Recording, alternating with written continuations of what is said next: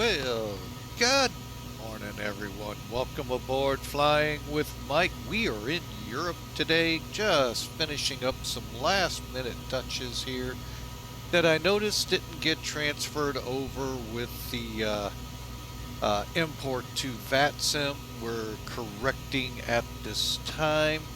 Stand by. Two more I just found, and I think that'll do it. All right, so I hope you all enjoy this ride. We are in Liege, Belgium. Home to was TNT, ASL Atlantic. For the life of me, I can't remember the L part, but and then FedEx came along and bought a stake or possibly the whole kit caboodle over here. So they now have a more defined presence. I don't know the whole relationship with FedEx in this group, but they have a substantial one because a lot of aircraft are painted in their colors now. The route that we're actually flying is one for West Sweden Airline, something to that. I don't know the last part, but West Sweden. All their planes are painted FedEx, so just to give you an idea. But anyway, all of that mumbo jumbo corporate talk, that's not what we're here for today, folks. We're here to fly some cargo, and a lot of it, from Belgium to our next vacation destination spot, Barcelona, Spain. So hope you all enjoy the ride as sun is breaking in the distance here. Nice shot there. Wow. Get your screenshots in for a couple more seconds here, folks, and we'll do our best to start cranking things up. Now, we are in X-Plane 12, as the main slide said. We are flying, and many of you are going to go, is that PMDG? And when did PMDG break ranks and go to the dark side? PMDG, I am your father. Oh, sorry, folks, couldn't resist. No, it's not PMDG. However, you will go, yeah, it is. No, there's some things that PMDG does, good and bad, on that side of the house. This side of the house, X-Plane 12, the light, if you will, is shining behind it. Has good and minuses too, depending what your flavor in 737s are. But this has one thing PMDG will not. And I'm here to say, folks, I really like this. It's free. Yeah, you heard me say it, folks. It's free. It's a free mod to the default 737 that comes with X-Plane 12. So after you've spent all the money for the sim, all the money for the PMDG, you get a great aircraft. Don't get me wrong. I will never argue PMDG is not a good aircraft. But I'm over here in X-Plane. Really good sim. High quality, PMDG quality aircraft, free. I'll leave it there for you to decide. So anyway, folks, let's crawl up into the cockpit here and get to work, shall we? I've done most of it. We just got a few steps left to do. If I would click in the right screen. There we go. All right. So there we are. See? 737. Like I said, folks, you're going to be hard-pressed to go, this is PMDG. It is not. It is ZIBO. And it is free. Yeah, I can already hear some of you. Dag, nabbit. Well, probably used worse words than that. But yeah, you know, y'all curse X-Plane, but boy, you're going to find out it isn't much. You guys ain't much better than us. So anyway, I actually believe the dynamics here are better than Microsoft ever dreamed of putting out. So, but that's me. that's for another day in an argument. All right, so let's get this bird ready to go. Let's bring up Sim Toolkit, talk it through, and then we'll go see what kind of damage we can cause. We did a lot yesterday. Boy, did we do a lot. So that is, by the way, up at our YouTube site, folks, for you to view. I'm trying to get them up just as quickly as the system will allow me to. So if you miss something or you're like, I want to watch that again, there you go. Now, Twitch has it for a few days, but that has it, well, until I decide to get rid of it over there. So there's the link over to it, folks. And even though I'm not sure if he is in the audience or not, I want to apologize to Spaceman 636. I may have, I don't know, I just felt like I needed to apologize for yesterday's stream with him. I don't know, just woke up this morning and the Lord impressed upon me, you know, you may need to make amends, and still kind of, and I know where the Lord's going with that. I just don't know the words to put it into, other than the fact that I do apologize, sir, and still look forward to flying Pan Am from Honolulu to Narita, Japan. That's Tokyo for the rest of the world, on the 15th, Saturday. So that'll be a big flight, good 9+ hours into Queen, crossing the Pacific into Japan. So again, a heartfelt apology to him. The man obtained a tag to the, as I understood the conversation yesterday, and maybe that's just it, I didn't dig deep in, a F-14A flight tag from, well, the shows that put it out there for us all to see it. That being JAG in the opening sequence. We didn't really see a lot of F-14s in that, but the main character was an F-14 pilot, grounded after a crash, became a lawyer, miraculously ungrounded from flying. That's not a word, but you know, hey, it's Flying with Mike. We make up a lot of stuff here, and continued to fly from then on. And then, lo and behold, Top Gun comes out, and yeah. So that was a great find that he had, and again, my apology to you, sir, if I kind of dismissed it in many ways. So again, hopefully you'll get to hear this, and I will send a message to you as well. So, and by the way, I believe one of those F-14, no, I'm not going to say it because I'm just speculating. Maverick may have had one of those F-14As in it. So, but anyway, and that's a great movie, folks, by the way. If you want to go see it, or you have Paramount Plus, watch it. And if you've watched it, I hope you've watched it 1,000,000 times on Paramount Plus, because it tempts me every time I see an ad for it to get into Paramount Plus. All right, enough. Let's get Sim Toolkit up and let's get rolling here, shall we? Got a little bit of a haul today. Well, you know what? I haven't done that in a while. Let's put the screen back to the right one. Oh, and you know, I moved it just to prevent that. And here I go again doing it. All right, we're up here in Liege, as you can see, folks. Right here is where we are. We're going to be flying out this flight plan. Now, folks, if you go to that YouTube channel, look at the differences in flight plan routing. This is something that I just shake my head at, and I'm not trying to insult Europe at all. Look at that routing, folks, to go 600 miles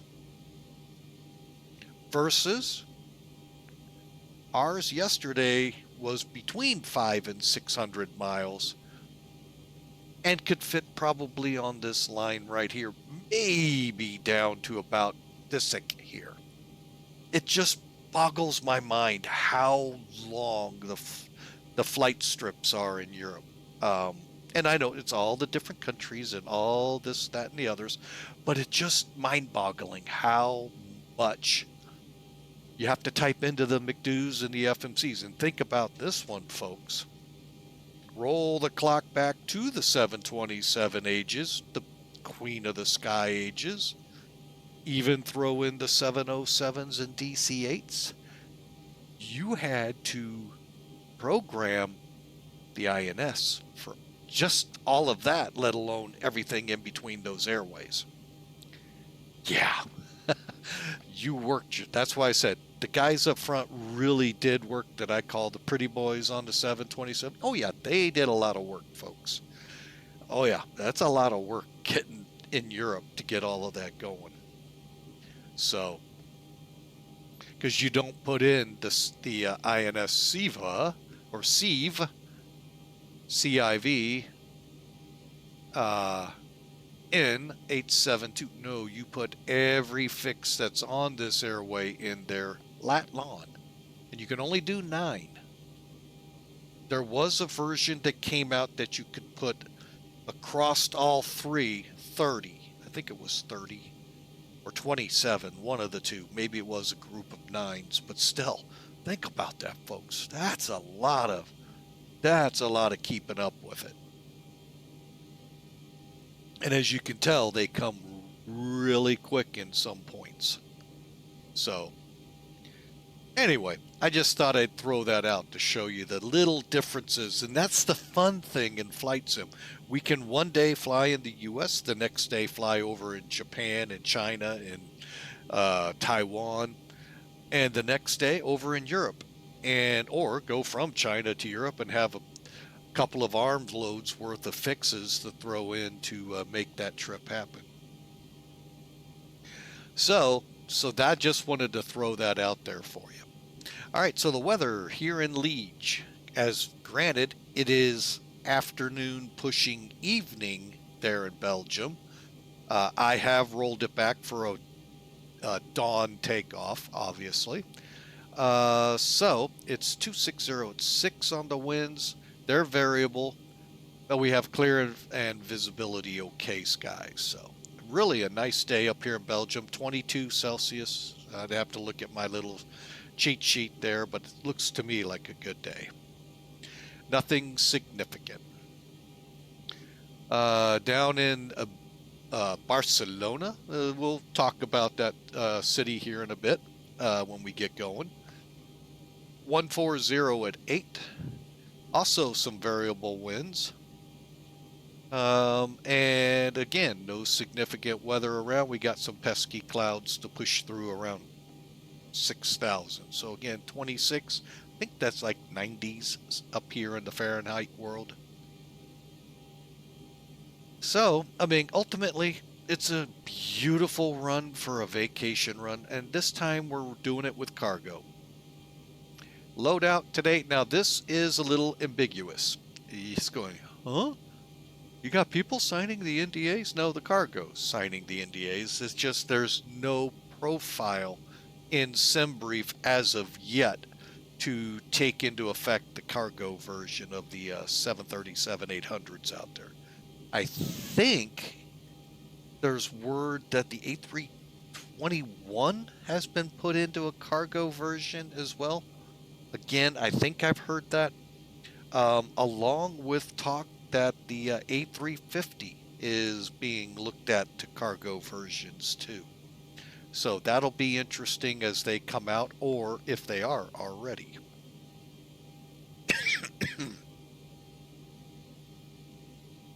Sorry, folks, did not mean to cough in your ears.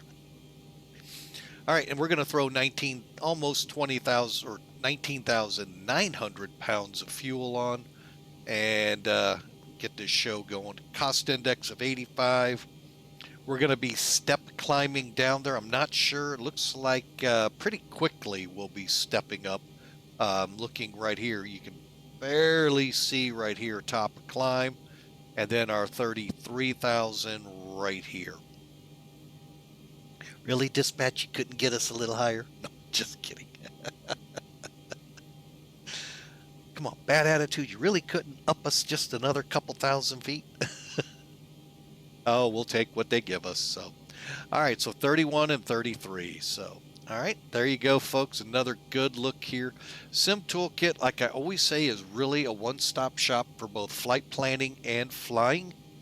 Got a whole bunch of flight planning tools right here, from actual flight planning, VFR flight planning. If you're stuck in Liege or Belgium, where am I? Where can I fly? Flight schedules. You can actually bring up real world schedules out of these places. I can't guarantee how accurate they are, but hey, it helps giving you ideas of where to go. Y'all give me great ideas of where I go. Then we have your logbook and fleet. Okay, then you also have real airline ops. So you have a whole litany of tools. Plus, if you're into streaming and just wanting to know, hey, who the heck is around me and are there controllers? This is what this is good for. It's a moving map for that. Plus, you get a nice graphic for your airport here you're at and all of your information here. So I say this, folks, without getting a dime from Sim Toolkit. It is that good to me. I have used this now better part of 2, maybe longer years. I mean, just flat out love it. Pre-file my VATSIM stuff, if I need it, like if I'm in Europe and I need to get that flight plan down quicker so I'm not still typing as long as the stream has been running. Just kidding, it's an exaggeration, but you can see the point. I can then make it a company route.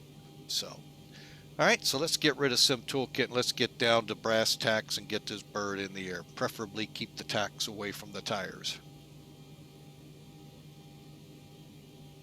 All right, so like I said, I have done a lot already. We are pretty much just needing to fuel and go. So basically gas and go. I've already aligned the IRS. Told them I ain't paying my taxes anymore. Oh, wrong IRS, sorry. Yeah, I don't know how far that'll go. About as far as the flight yesterday. Speaking of which, I hope you all do go look at that missed it. That was the first on Flying with Mike, and the first in 25 years of flying on the sim. Because normally I don't have failures on, but the 727, I like doing it because, you know, it kicks the little ones up. Little oh, did I know it was going to give me an engine fire yesterday. Yeah, that was fun to deal with, folks. Took a 600 rough mile trip down to about 50 miles. We didn't get out of Midway. We didn't get any further east than South Bend, Indiana. But hey, got on the ground, people got off. Hey, it was a good flight. And they are sworn to secrecy because they signed their NDAs. All right, so let's get to it here, shall we? All right, so basically the plane's ready to go. I just need to fuel it. So let's start that because we're going to be putting on about 10,000 pounds of fuel. First, there's our payload, our zero fuel weight that we talked about. There's the fuel we're loading. Now, to actually fuel it, click here, and the little fuel truck go click. Outstanding. Okay, and they're back there getting things ready to go for us. We have the chocks on, the GPU connected, stairs out, and the doors open, as you saw in the opening. Okay, now while we're fueling, you could be loading the FMC, which we already have. It's ready to go. I just need to wait for the fuel to continue the performance data, then we'll finish up and get going. Meantime, I need to check to see something here. Wouldn't you know, somebody knows I'm going to fly through their airspace. All right, well, that's fine. And that'll be FDX. And that will be a 737-800.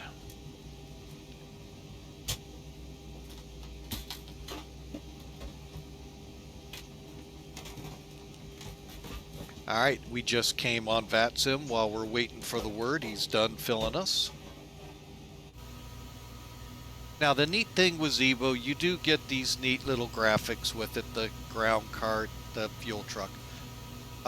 Unlike Tolus, I'm trying to think, I think it is only Tolus. Maybe Rotate. These are a little more animated, meaning they'll drive in, drive off. You'll get loaders up to here and so forth. But, you know, hey, it's something.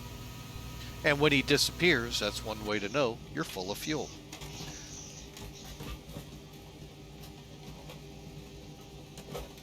Of course, the other is, hang on a second, let me back up, go here, here, this will equal this. Actual will equal required. Actually, I think it's all one line then. All right, so I am going to stop that.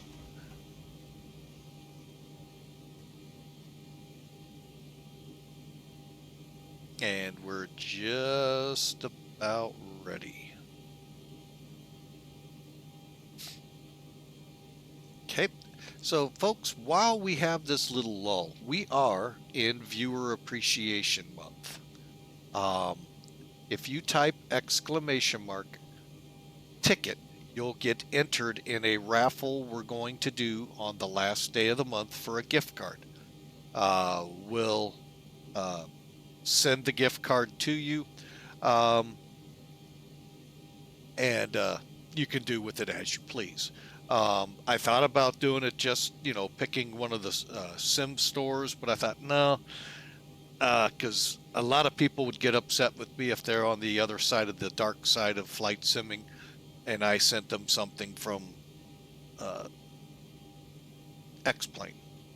So,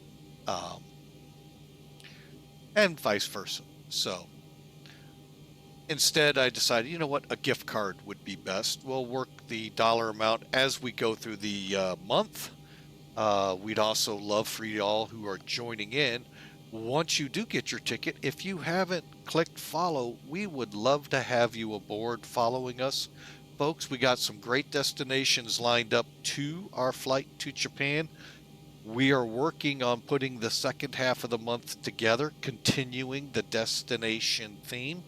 If you have great vacation places you like to go, like to fly to, hey, put them in. And we'll work out getting us to the closest that we can.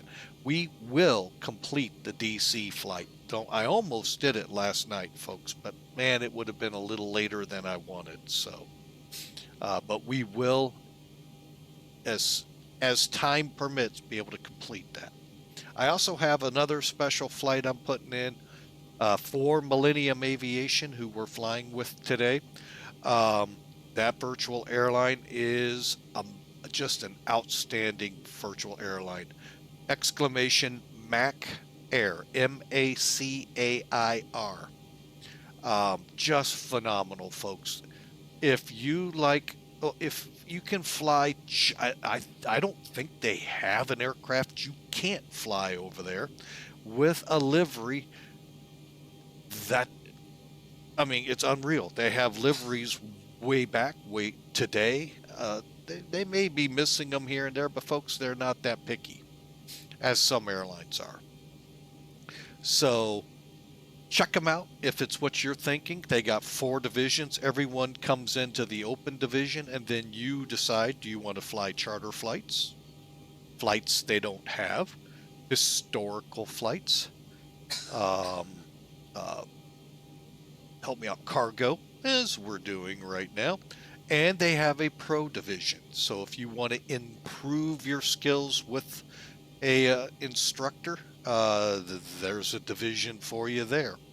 Also, they have group flights, and topping it all off, the CEO is Captain Mac, folks, that you see on YouTube. He formed the airline, fuel is all loaded up, and it's gone from there. And he has put together a spectacular airline, and they are in the process of updating and improving operations there.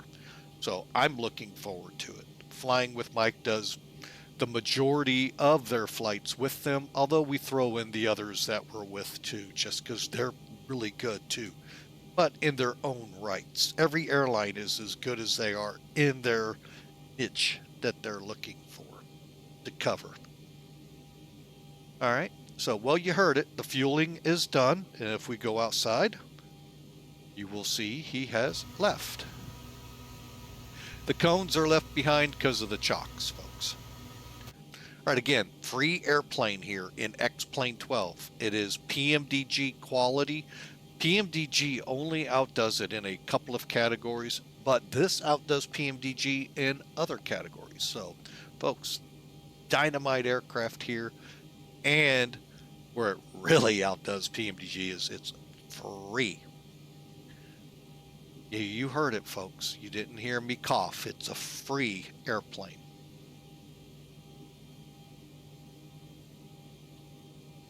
Constantly, by the way, being updated to improve in little niches that get it even closer to what you... I mean, it's unreal what this thing can do. So, I mean, it blows me away for free. I have the quality of what I flew with over in Microsoft for many years. And paid a lot of money for them. All right, so enough on that. Let's get this thing going. Since we are filled now, I'm going to zoom in here. We're going to get this FMC finished. All right, so we planned a 19.8. We got 19.9. That looks good to me. Zero fuel weight, now at 135,000. The reserve for today. Oh, crud. I thought I got that figured up already. Hang on. I did, but I forgot the number now, folks. May 58 years old be better to you memory-wise than me. All right, 7.8. And how I figure this up, folks, let me, you know what? I'm going to show you how I figure this up. Because I do get that question every now and then. Let me pull Sim Toolkit up. Because, like I said, it's a one-stop shop, and I have SimBrief here. This is my SimBrief account, folks. Using this little cog here, you can set NavGraph, your charts here. SkyVector is real easy, and I think it defaults with it. Don't quote me on that. You can add SimBrief, NavGraph. I added DATIS just when I'm in the US. I can pull it up real quick here and then go back to my charts and get the right ones squared away. Again, DATIS only works in the US, folks. Just wanted to put that out there. It does not, it's not going to pull, say, Frankfurt or Heathrow or even Sydney if they say DATIS. I don't know the website to go to those, but that one is US, San Juan, Puerto Rico, Anchorage, and Honolulu. Okay, so to figure up my reserve, what I do is I go, this is in the American Airlines format. When you set up your flight plan in Sim Toolkit, I'm sorry, yeah, no, SimBrief, sorry, in SimBrief, you can select your layout for the operational flight plan, or OFP. Default, you'll get default, and you can still figure it up. It's just going to look different than what I'm about to show you. This is American Airlines. I really like this format. You'll see what I mean here in a minute. Real quick, you open up, and here's where you start. Oh, went too far. Sorry, folks. Okay, your flight, aircraft, all of that, you're taking off from LGG Liege, going to BCN Barcelona, alternates PMI, LEPA. Your minimum required fuel, your release fuel, all right at the top, folks, and how long your flight's going to be, roughly. Then your alternates route. That one's the toughest one to find on a lot of them. What is the actual route they're using? So there you go. Your ATC flight plans here, all your fixes here, and all the information as to headings and whatnots are there. Then we get down here to the fuel. What I do, now you got to land with, well, U.S. flagged aircraft with 45 minutes of fuel. So there's your reserve. Boom. 3.773. Okay. Then you got to have enough to land, obviously. You got to have enough to get from point A to point B. All right. Now, if you have to shoot a missed approach and divert then to your alternate, you got to have that fuel as well. Otherwise, you end up in the med, which sometimes is not a bad thing. It's nice and warm. But usually that's a bad thing. All right, so that's what I planned for. So 4.1 plus my 45-minute reserve, 3.7 is 4.8. That's right. Drop all these off, make them 3.7, 4.1. Or you could say 4.2, 3.8, but I'm just going to go 4.8. Makes it simple. Okay? All right. So 4.8. I did that wrong. Did I say 4 or 7? Hang on. Sim brief. 7.8.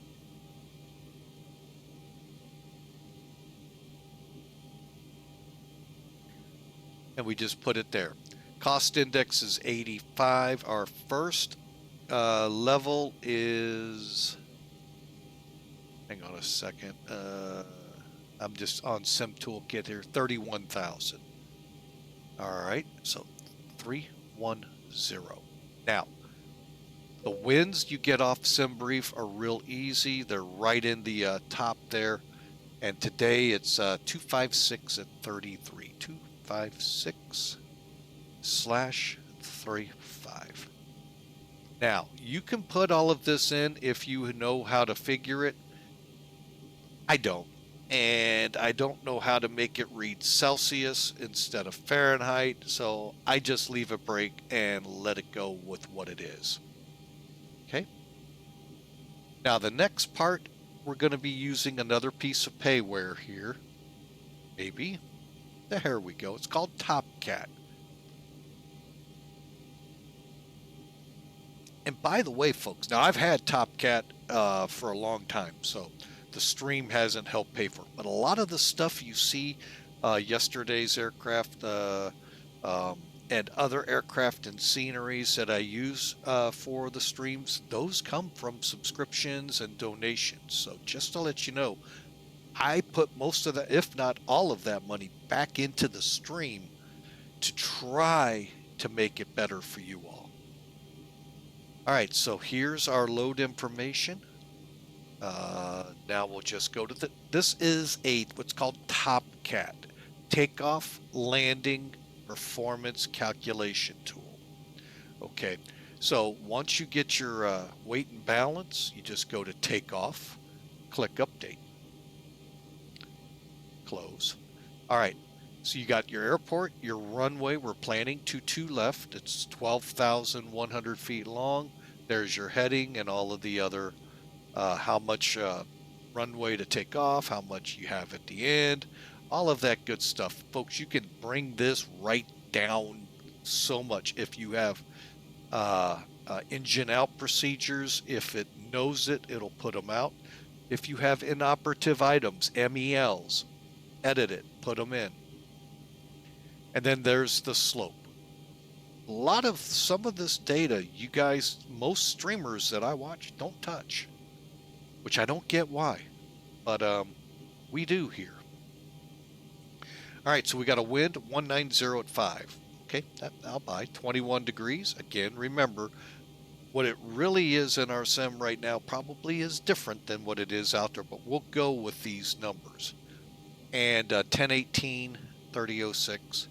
Got a dry runway, and tells you the weather. We can get it from Active Sky. You can get it from VATSIM. So, all right, and then here's your takeoff weight, or thereabouts.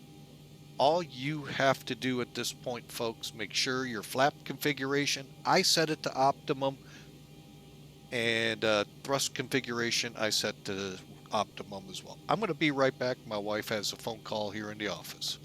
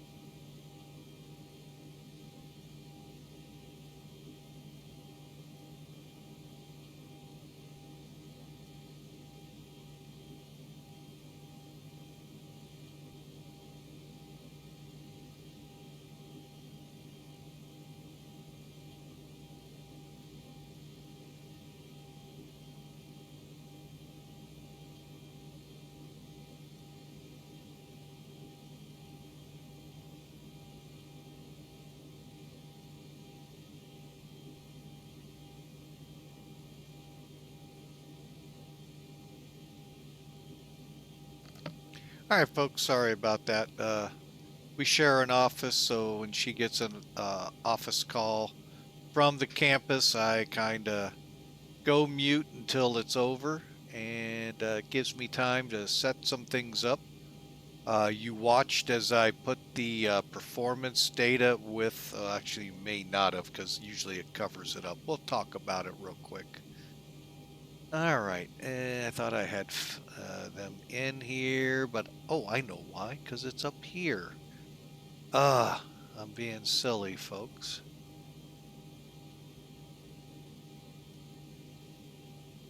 This is what I mean, how they have a lot of aircraft. And a lot of different liveries, different airlines to go with them. And you just sometimes never find the one you're looking for because it's buried. And found it. There we go. All right. That'll work. And we're going to 33 eventually. Let me put our route in here.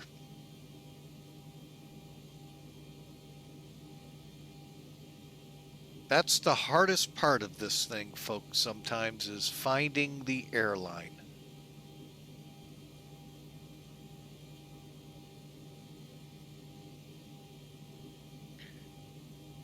Okay, we'll go ahead and start it. All right, so what did we do?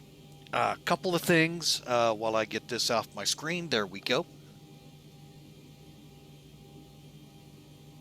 And then I can push this up a little further to make it easier to get back to. There we go. See what you all see. All right, so what we did is basically finished up when you go to route. Well, let me do it this way. Index, perf. Okay, so we filled this page out. We went to N1. We used TopCat to get our takeoff. Once we clicked compute, it gave us TO2. We're going to go ahead and use climb 2. All of these do basically is instead of push that engine at 100% power and more wear and tear on it, it pulls that power back ever so much. And in this case, down to 92%. Now, it's still enough to commit to flight, still enough to climb to altitude. But again, that's 8% of that engine not being pounded on so that those million-dollar babies out on the wings last to their overhauls and don't have to be fixed. Hopefully not fixed until the overhauls, but if they do, the wear and tear isn't that bad. And then we came to the takeoff page, where most flight simmers don't fill out, is page 2, where the winds, your slopes, your wet, dry conditions to the runways are, and again shows your select and outside air temperatures. That stuff most skip right over because, boy, they just want to get in the air and forget. That helps produce these QRH numbers, which, as you saw, matched TopCat. So I just clicked over here to make them active and then turned it off. Then all you got to do is come up here and get your MCP ready to go. 5,000 is our initial here. I don't even know if approach came back up or not for us. It appears not. So we are really at a point, folks, where we're ready to get going. I am going to go ahead and kick over the APU now. And we're back on position up there, okay. So, get a fuel pump on. Let me look everything else.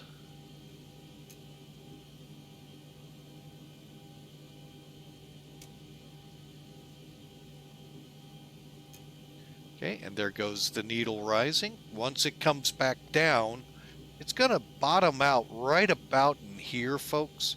And you'll get a blue light up here saying that the generator is available.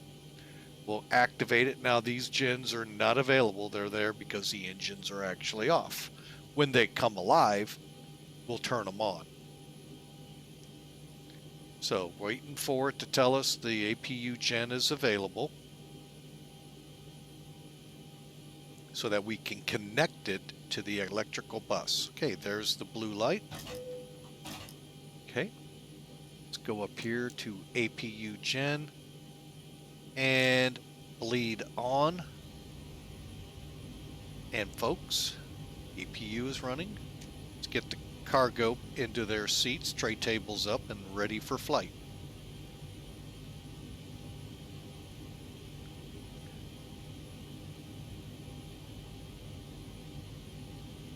Reminder, we cannot leave again until all turn items are properly put away. All overhead bins are closed and all passengers are seated.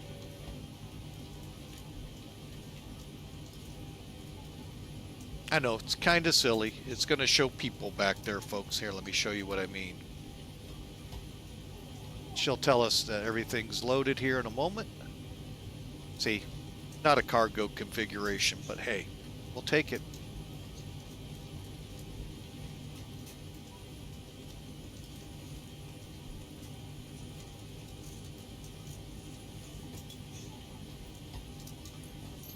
All right, folks, we are ready to go. And again, welcome aboard. Hope you all enjoy the flight. Again, an exclamation mark ticket will get you in the running for a gift card we plan to give away the last day of the month that we fly. And we'll get in contact with whoever wins how to get that gift card to them. There's what we're waiting on.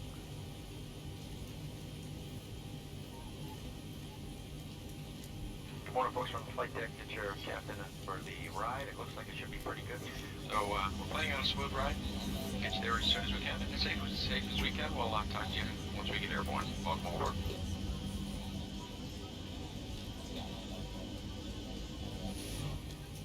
All right, folks, here we go. A little longer than planned, but it is what it is. All right, let's get the doors closed.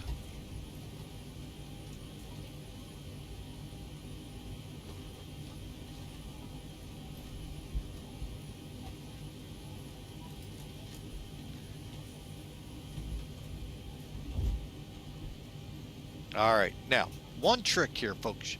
I like doing it just because it's fun.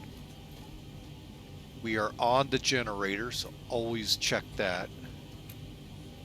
If you're curious, if your doors are closed, this is your door light panel. If they're open, you'll get that. All right, we've got everyone strapped in. Give us a ring if you need anything. Okay, doors closed. All right, here we go, folks. Let's get the beacons on. And guess what? We don't need better pushback. So we're going to just pull out and taxi to 22 left.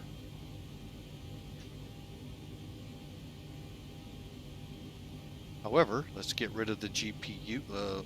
Before I do this all the time, folks, reconfirm your APU is on, your generator is on, your bleed is on. Then come over here. Otherwise, it goes dark. All right, let's get ready and start her up. Flight director's on.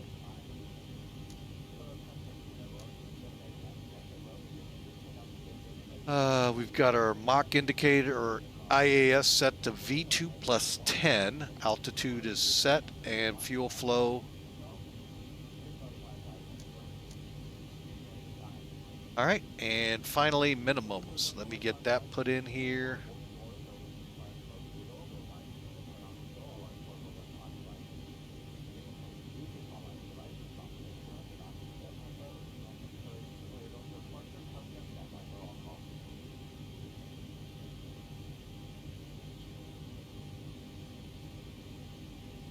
Get our minimum 400 feet. That bad attitude set is required before we make a turn. Not to say flying with Mike doesn't turn beforehand.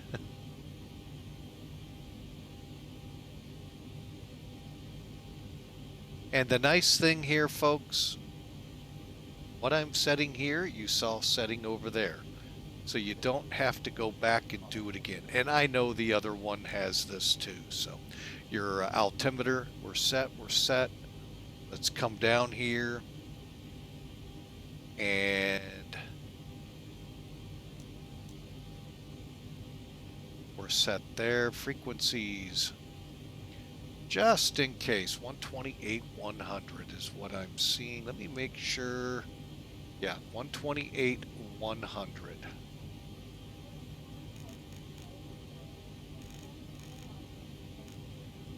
$128,100. All right. This radio, folks, I know looks confusing, but really, I love this radio. It allows you to set it to VOR, ILS, or GLS, depending on approaches and your frequencies for that. I really like that, so that's why I keep it there. And we're set there. All right, let's go. Engine start. Okay, parking brake, yaw dampers. Let's make sure they're on. And they are. Here we go. Passengers boarded. System B on. Fuel pumps all on. I don't think we have fuel in the center. Let's check. Oh, we do. We'll get them when we're taxiing. All right. Anti-collision light, we're ready, and it's already going. We're not going to arm the auto throttle, but we are going to turn the packs off. We'll arm it on the runway. Okay, here we go, folks. Cranking up. Making sure parking brake. Okay, flaps, spoilers down, gear, 3 green. We're set. Starting engine number 2.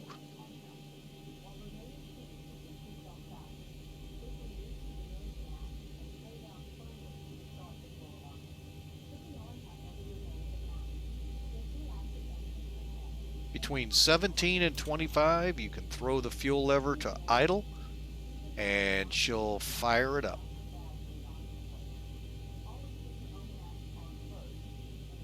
The reason I say it that way, I know a lot of checklists say 25%. I have also seen a lot of checklists that say 17%. So I just say 17 to 25%. I've never had any trouble. So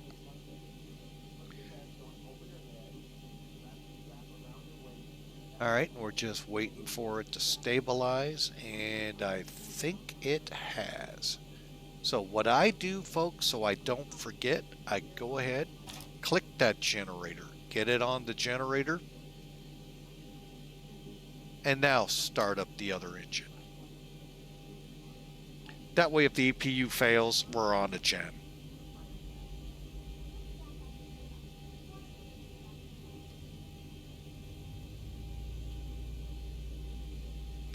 Okay, we're just past 17%. We're going to idle. Again, welcome aboard Flying with Mike. Exclamation mark ticket, and we'll get you in the running for a gift card we're giving away at the end of the month. And one a flight. So we come back at it on Monday, I think is our next scheduled.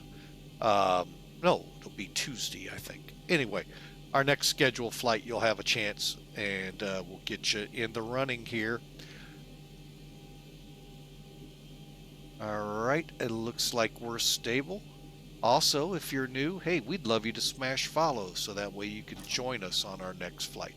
Okay, APU. All right, so with the engine started, gens are on. Let's get hydraulic system A on. Hang on, right there. Get the AC/DC switch going. Hawker, if you're in the house, fire up your AC/DC music. And let's see, probe heat on. Don't need the anti-ice. Left and right packs on. Put this to the open position, and the APU is off on the bleed. Folks, I believe we are ready for taxi, and now the APU can go off. Taxi checks, flaps 1. Taxiway lights, runway lights, we're ready to go. Continues auto brake, RTO, and ATC will take care of. We can now go RNAV, VNAV, here we go. I'm sorry, LNAV, VNAV, brakes off. Away we go.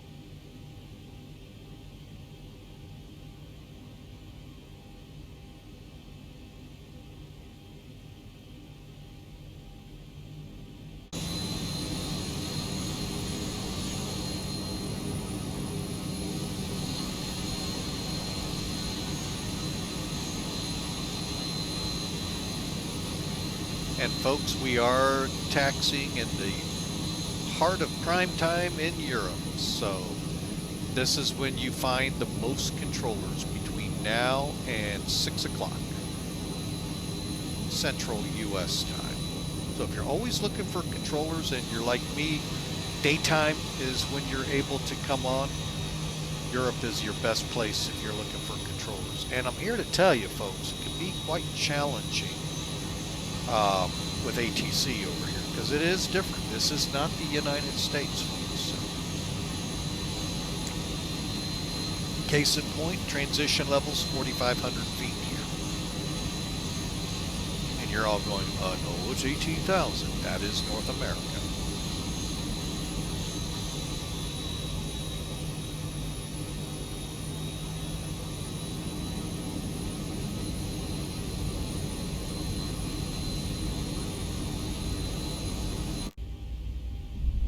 All right, we're going to go ahead and taxi on down. Position lights, landing lights. We'll get transponder up and on the right one.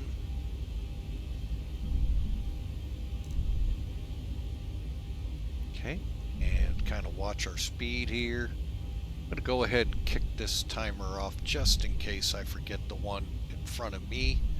Folks, we're ready for takeoff. All I got to do is blank the bottom screen. Kind of sounds like the match game.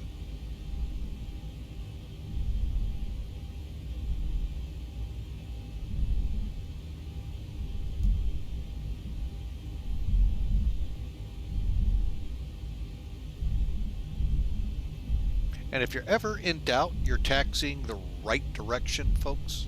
Your runway is 22 left. Okay.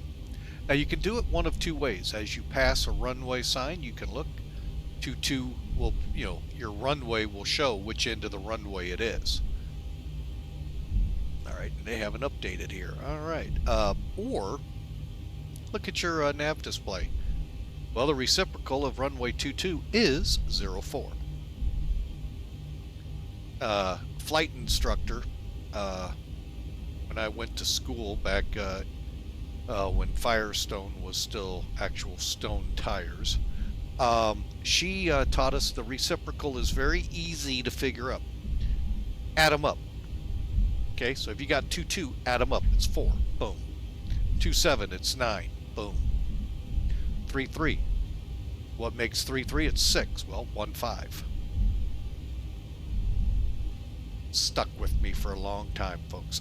Obviously. Over the millions of eons we've gone through, it has stuck with me. So, but welcome in, everyone. Thanks for supporting Flying with Mike. It's Viewer Appreciation Month, and we're here to appreciate you, because I didn't make the affiliate on my own. I, as a matter of fact, had very little to do with it other than provide the stream.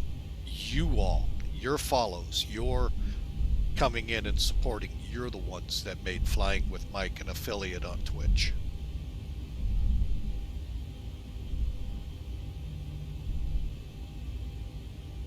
By the way, that was 2 years ago.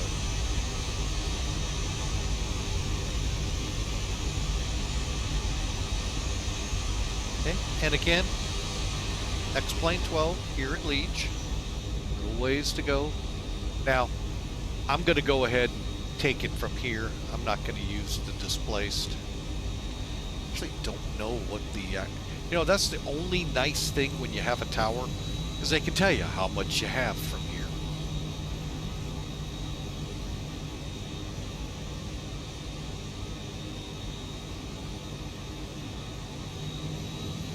Believe it or not, folks, there are flights other than cargo out of here. Not many, but there are a few. Belgium, obviously Brussels gets the majority of them. But there are a few that come out of here. All right, folks, let's get ready. We're taking the runway.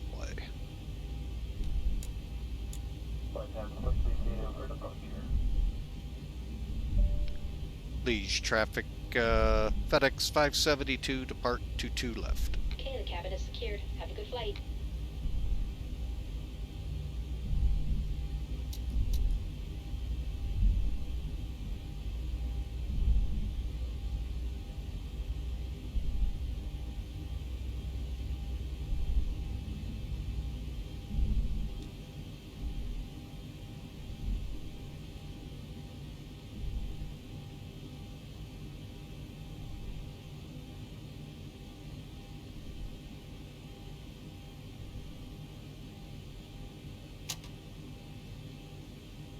All right, and arm.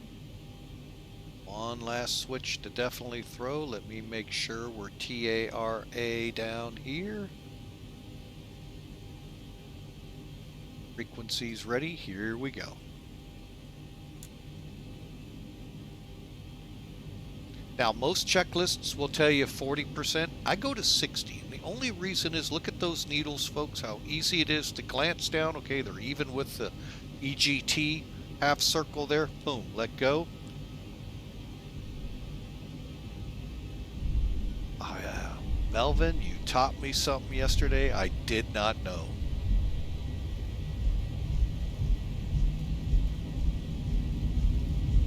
Did not know that was the toga switch. 80 knots. I've been using the one on my throttle.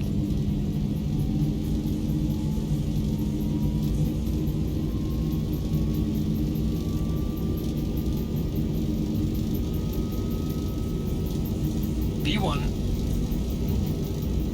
Rotate. V2. V1. Rotate.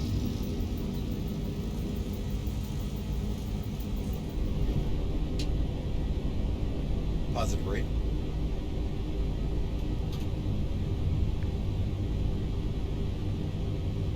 Gear up. 400. Gear up.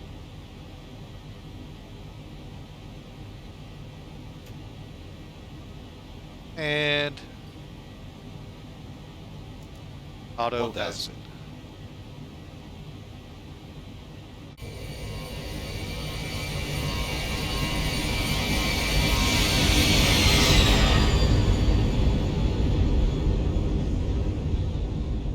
Should have been turning by now. What's up? Oh no, it's not. Still got a little ways to go. All right, we're nosing over. Climb 1. Now we're into the turn.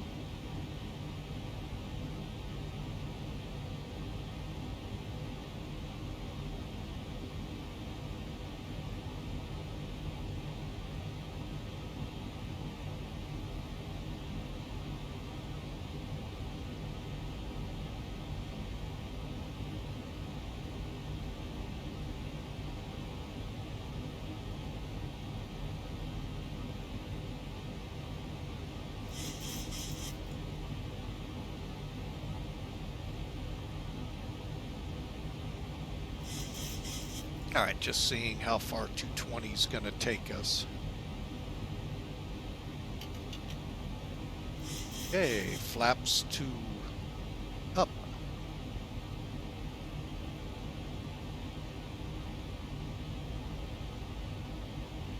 All right, folks, we are on our way. Roger, cleared. Flight level 310, FedEx 572.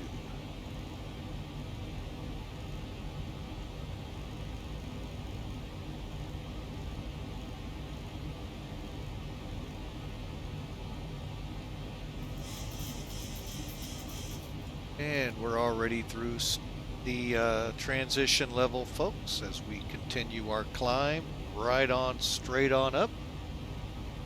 And on to Barcelona. Hope y'all are enjoying. If you are, I'd love for you to smash that follow button, folks. Oh, having more and more people watching is always fun. Appreciate y'all watching the departure. Went a little long than I wanted to there. I had everything ready to go. I ended up kind of going off on little rabbit trails to help explain a little bit, but we got off in not too bad a time. So it's showing about 2 hours to there, but that'll whittle down really quick as we get higher up.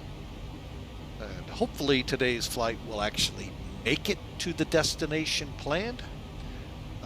Yesterday's made it about 50 to 75 miles to the destination before we had to divert due to an engine fire. So that was not planned. Also, if you haven't done so already, if you would hit that exclamation mark in the word ticket, that'll get you in the running for a gift card we're going to give away on the last flight of the month of July as part of Viewer Appreciation Month. Okay, we are crossing good old 10,000 feet. We're going to go ahead and 10,000 feet. get the lights off outside and press on. Let's let the flight attendants know that the baggage and cargo can get up and move about the cabin now, just not all at once.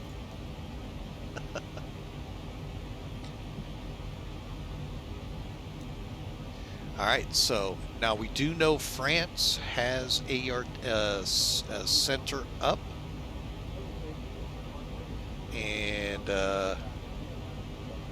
it'll take us a few minutes to get over that way. I think CIV is the entry point into there, so.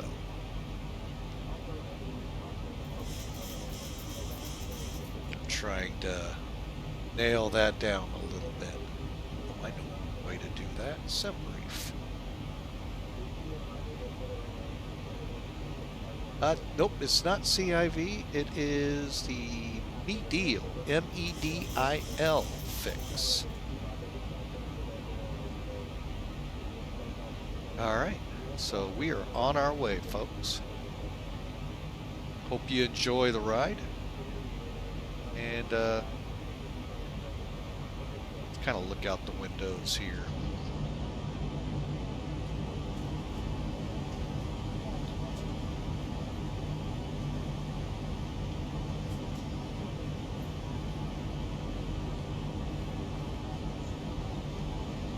Get some screenshots here for future flights.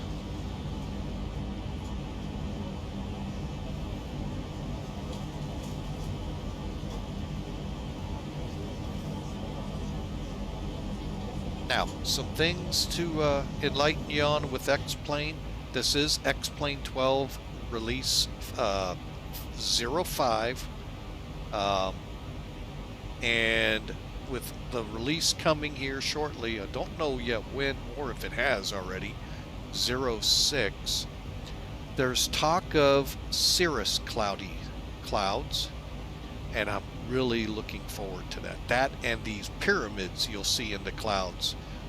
I believe I read somewhere they have figured out what is causing that and may have got a fix in place for it. So looking forward to those two big updates coming with that one release, as well as the rest that they do all the time.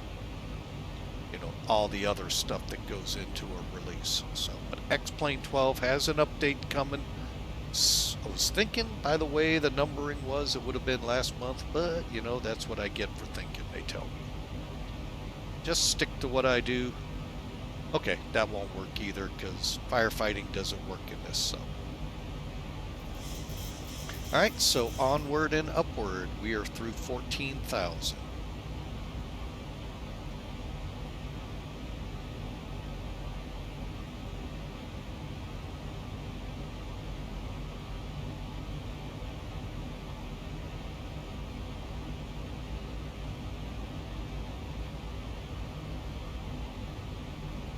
And we should be entering French airspace right about here, folks. Oh, my mouse isn't showing up. How about now? Right about there.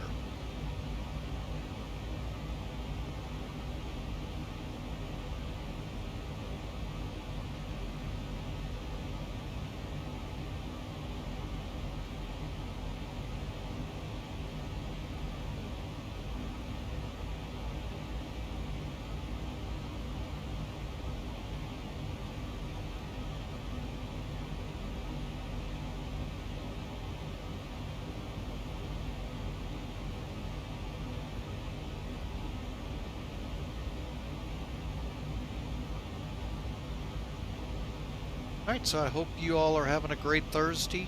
I affectionately, and I loved when I heard it called this once, and it's really stuck. Friday Eve. So, welcome in, folks. It's Friday Eve. Got a plane 18,000 cutting feet. above us there. You can see the contrail. So I hope y'all are ready for Friday and the weekend. Those of you in the U.S., those of us that have worked all 5 days of the week, the weekend is yours. Those of you who cheated it, no, just kidding. The weekend is yours too.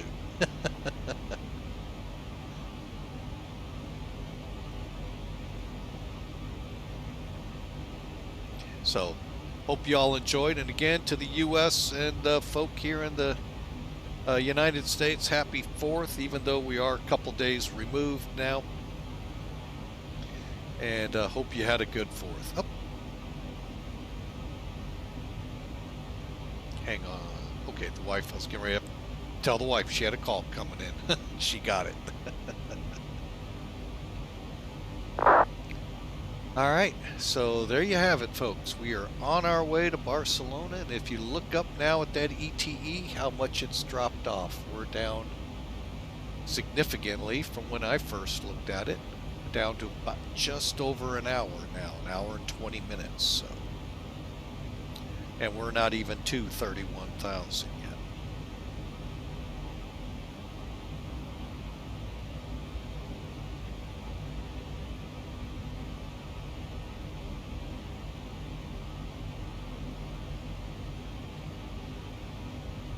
And by the way, folks, if you'd like to fly along with Mike, hey, pick an airport along the way. You got Charles de Gaulle, Orly, Toulouse. You could even use Geneva and Munich and all of those over there to meet us headed to Barcelona.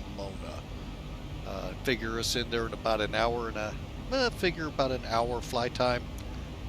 And you too could be in the pattern or flying in with us. All right, through 21,000, 10 to go, and we'll be at our initial cruise.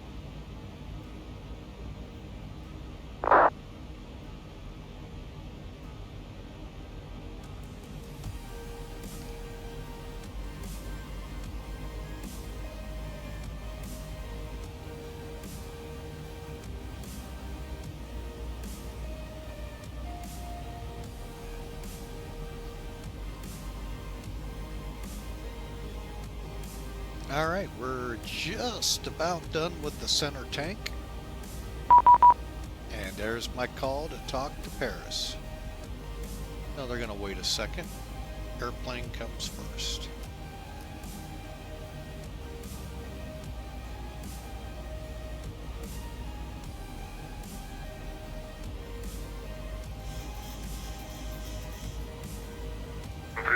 Foxtrot inbound mobile, flight level 3, correction 321, and descending with information Delta for Charles de Gaulle.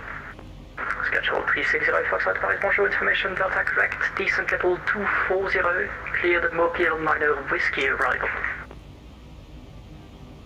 Flight level 240, information Delta, and cleared the mobile minor whiskey arrival, Squadron 360 Foxtrot. I don't know what they're called.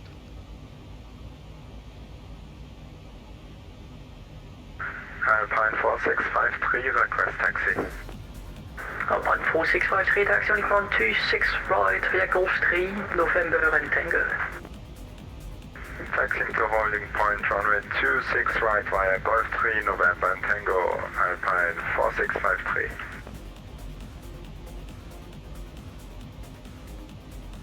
Center FedEx 572 climbing through flight level 270 for flight level 310. IFR to Barcelona. FedEx 572 Paris, bonjour, recycle squawk 5742. 5742 for FedEx 572.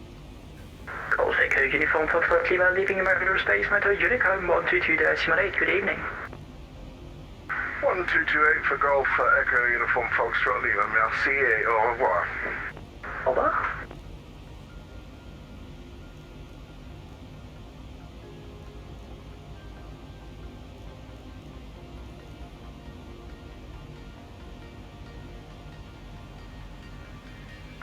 Travel 360 Foxtrot, proceed direct to Devim, descent level 130. Proceeding direct Devim, descent flight level 230, Squadron, or was it 130, Squadron 360 Foxtrot? Correct, descent flight level 130. Also 130, Squadron 360 Foxtrot. FedEx 572 identified, proceed direct to DISAK. Direct DSEC for 572. I gotta find that. Alright, let's just kinda look here. I think that's gonna be the end of... Pilote 314 Sierra, proceed direct to Creil.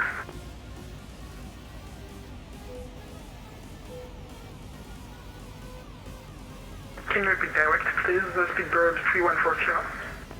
Pilote 314 Sierra, sorry, you cleared for the Mopar 6 Whiskey approach and proceed direct to Creil, Charlie, Romeo, Echo, India, Lima.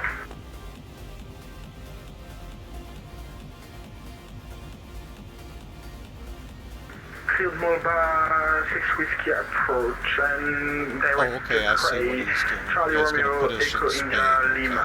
Speedbird 314 Sierra. Paris, contrôle Luxair 8367, on demande de commencer à descendre au niveau 111. Luxair 8367, vous quittez mon espace de Unicom 102 décimales du J, bonne arrivée. Merci. Wait a minute, that's not correct. Let's Yeah, runway for landing, please. Pilote 314 Sierra, you can expect RLS 26 left. As you go. Thank you, 26 left.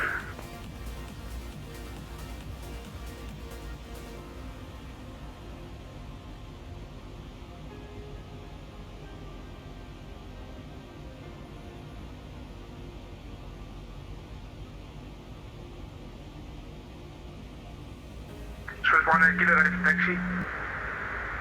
Choice 1 Kilo taxi on point 26 right via Papa Romeo Tango 90. Taxi 26 right via Papa Romeo Tango 90. Choice 1 Kilo. Hey, and we're leveled off at flight level 310. FedEx 36 on present heading clear ILS approach runway 27 right. Present heading cleared ILS 27 right, FedEx 36. Catch up 2407, turn left heading 300, descent 4,000 feet, crash 1016. Descending to 4,000 feet, right heading 330 to 407. Schedule 2407, just confirm left heading 300. Left heading 300.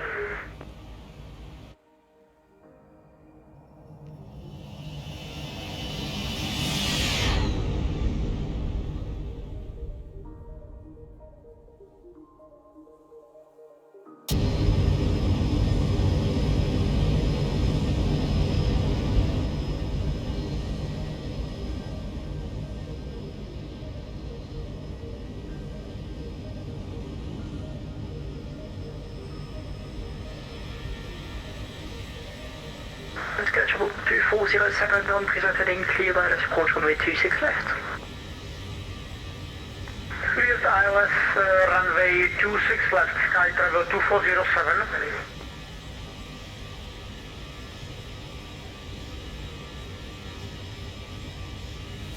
Alright, folks, sorry about all the quietness, just don't want to miss something. I always miss something when I'm over here. Sky travel 360 Foxtrot, you can expect ILS 27 right. Oh, it's 27 right, Squadron 360 Foxtrot, thanks.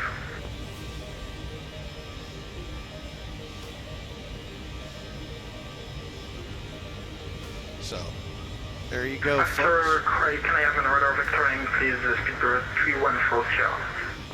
Good, 3140, AFM, you can expect radar vectors. Can you repeat speedbird 3140, sorry. Good, 3140, AFM, after Craig, you can expect radar vectors. Not sure why our dog is barking, but he is. Not sure he knows. Anyway, folks, we're on our way to Barcelona. We're direct DISAK, and then I guess we'll get another direct from there. Barcelona, wing 7 Charlie Victor, inbound MEDIL, level 3, festival. Wing 7 Charlie Victor, Paris, bonjour, identified. Wing 7 Charlie Victor, 6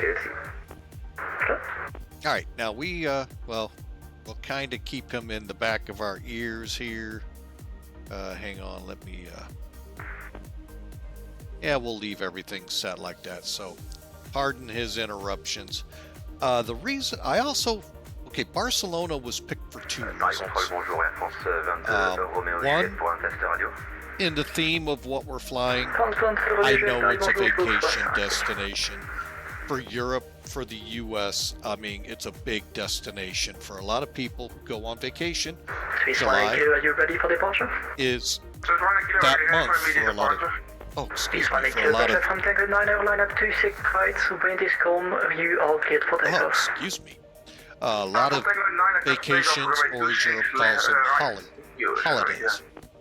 Alpine 4653, just confirm squawk 5735.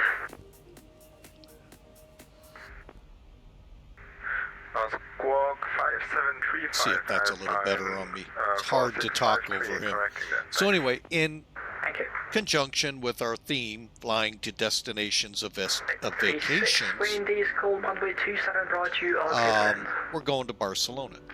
Now, the other reason, about what, 7 years ago, our family hosted a couple of exchange students here in the United States. One year was from Spain, the next year from Austria, and so I'm headed to Barcelona to basically, you know, that's where he's at. So I figured, you know what, let's go ahead, take the sim in there. We go in there from time to time, folks. It's a fun airport to go into. I'd like to get further down the coast into one of the other airports just to challenge it up a little. Barcelona's not all that challenging.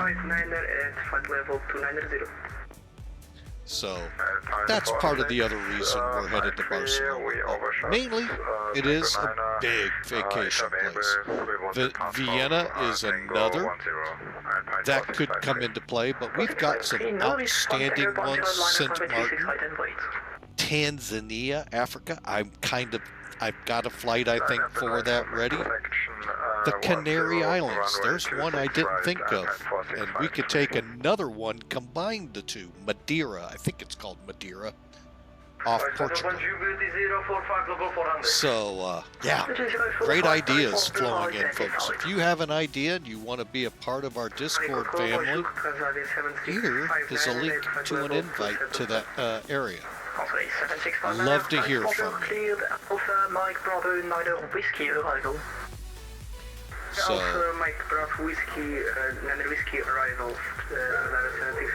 so there's how Barcelona hit this, and I mean it hit fast in my head.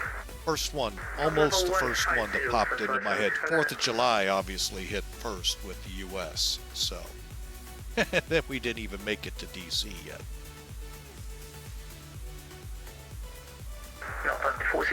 So, and then of course, coming out of Hawaii to Japan, another program. Roger, Airline 4653.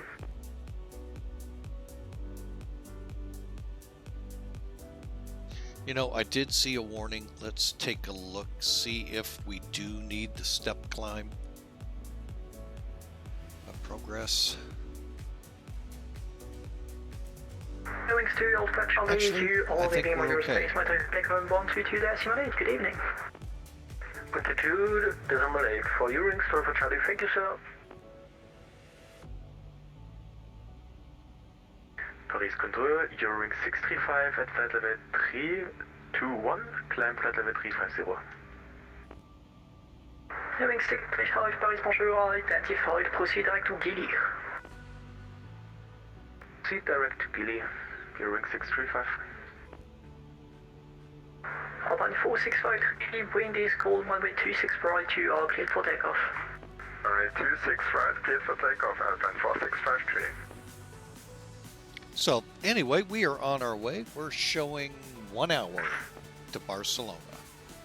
So folks, one thing I've been remiss in promoting, hey, if you want to have some fun, just see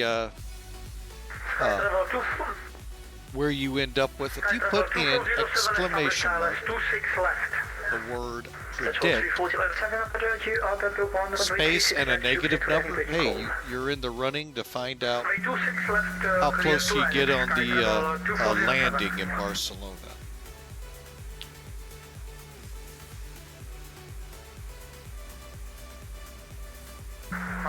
Just like I did.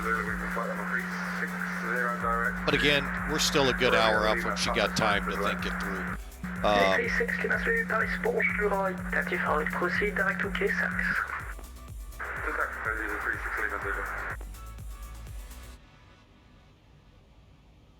So, hope you all enjoy the ride. I'm going to kind of sit back and kind of listen in for ATC. Because we're coming up to DISAK here in about 50 miles.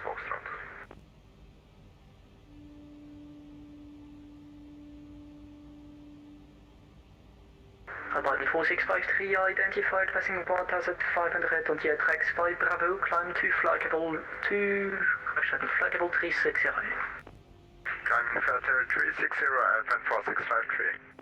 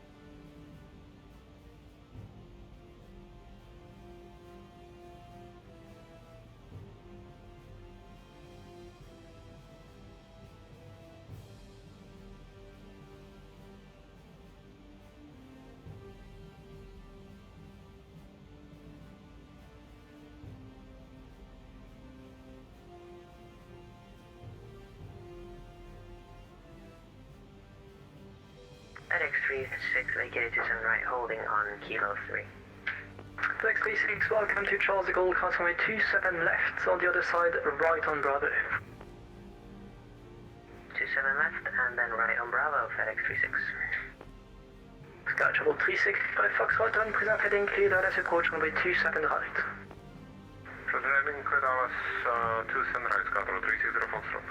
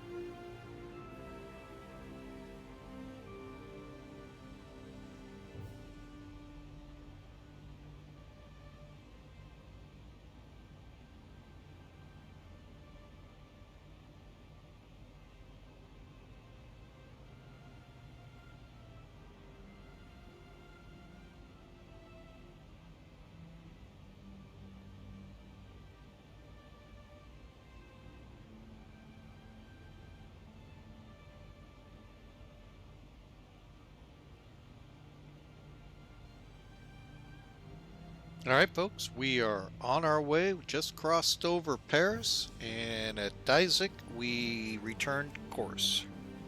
Maybe we're out of his airspace at that point. I don't know. Sky Travel 2407, runway 26 left, vacated via Victor 4. Sky Travel 2407, welcome to Charles de Gaulle, taxi to holding point Sierra 3. To holding point runway 03. Active taxi holding point Sierra 3, holding point runway 26 right. Roger, Sierra 3, holding point runway 26 right.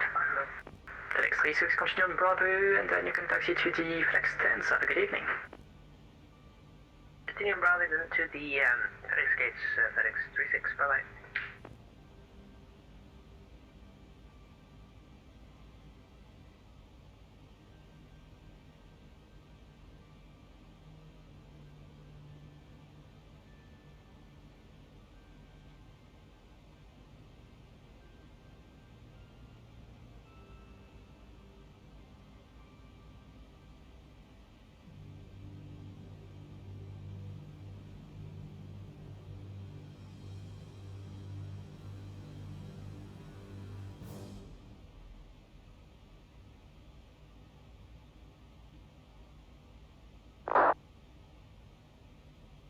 Ah, that's why.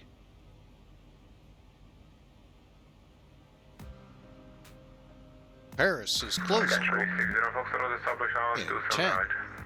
Catchable 360 Foxtrot, runway 27 right, you are clear to land, breathe is cold. 27 right, Sky Travel 360 Foxtrot.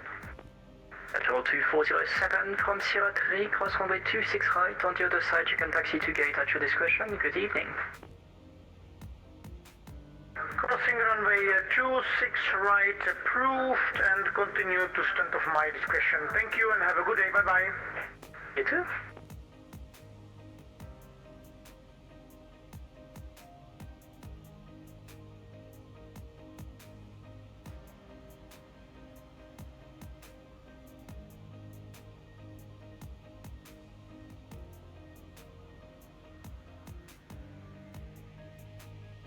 Uh-oh, LECM came up. I think that might be Barcelona.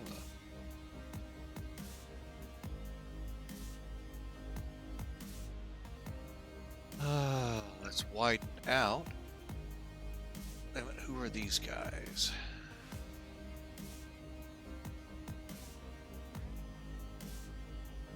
LECM all. Well, Barcelona isn't under.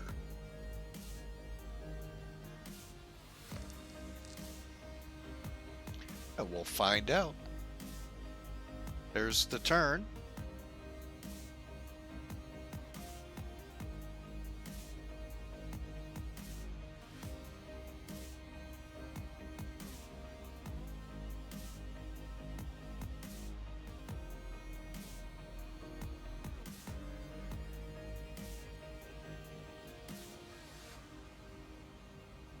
Paris controlled, Plaza 7659 at flight level 150. Sky travel, correction, translate 7659, Roger, you are cleared to Kilo 6 Whiskey approach for the ILS 26 left. Yep, looks like LS runway Tatsim 26, servers are still having a little 7659. bit of trouble.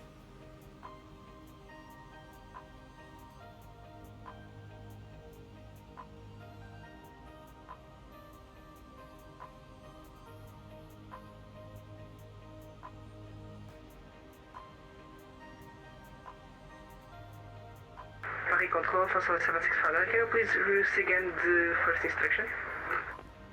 765 cleared Odilo 6 Whiskey approach for the ILS 26 left. Cleared Odilo 6 Whiskey for the ILS runway 26 left. Actually, we saw runway 25 for landing. Isn't possible to land on runway 25? From 765, sorry, I was at the wrong airport, so yeah, you can expect ILS approach runway 25. ILS approach runway 25 with 765. Parity control, bonsoir, Voltaire 27 Alpha Papa with you, flight level 360 for Deauville. Voltaire 27 Alpha Papa, Paris, bonjour, you are cleared via the Lima Golf Lima 4 Romeo arrival.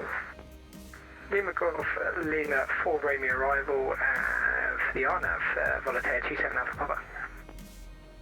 Control, first 765, now request further descent if possible. 765, now descent at all 110. Flight level 110, first 765, now navigate.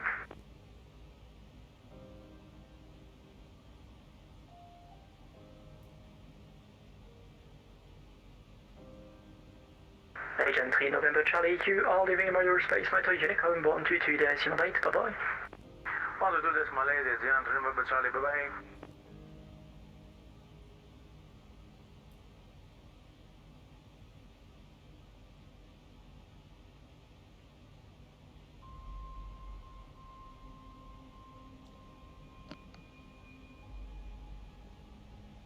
Oh, sorry, folks. I didn't want to cough in your ears. According to Simaware, I'm outside of his airspace. He just hasn't cleared us out yet. Boy, there's a lot of traffic in France. Wow. A lot of upset people when he goes offline. Alright, so we are on our way.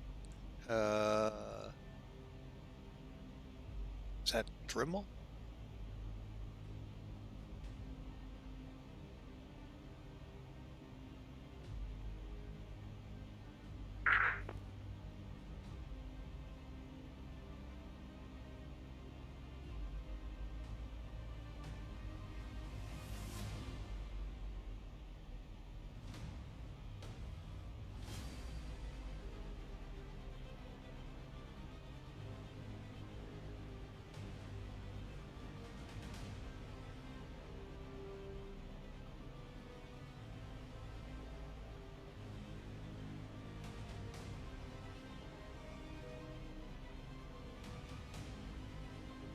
Alright, just catching up in social media here real quick, folks.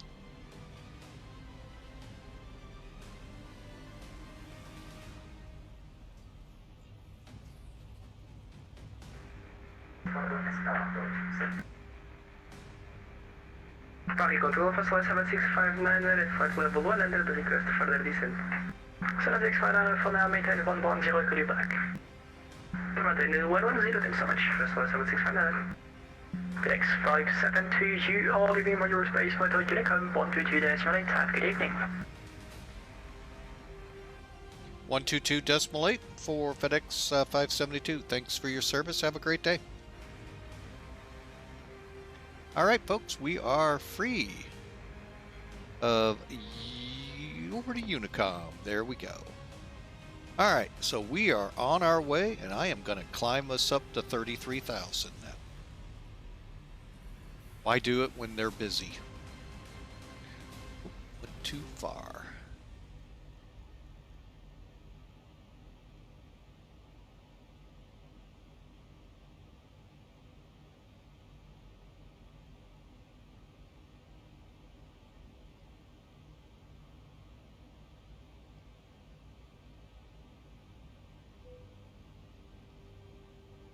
Okay, there we go, making the climb up.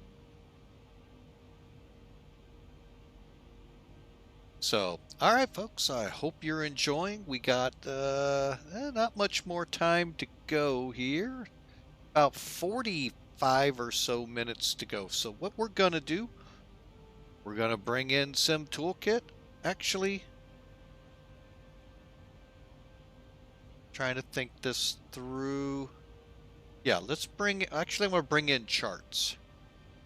It's a standalone version of what you saw on Sim Toolkit. It's the program I basically incorporated into it. All right, so you got it there on. We're going to go ahead and get rid of that chart. Okay, so you can see the rest of our routing down to here, folks, into Barcelona. All right. Hang on, I'm going to go ahead and give this just a couple minutes to end, and we'll get the music quieted here for this to make it a little easier. That, or I can just, you know what? There we go. We'll just turn it down. All right. So we are coming in on the ALBER to Echo. ALBER, I think it's called ALBER to Echo, and we are planning our approach to the runway 6s. Let me give you a quick overview of the airport so you get a feel for that. Okay, you got 6 right down here, 6 left up here. Where's cargo? I forgot where cargo parks. It's been that long.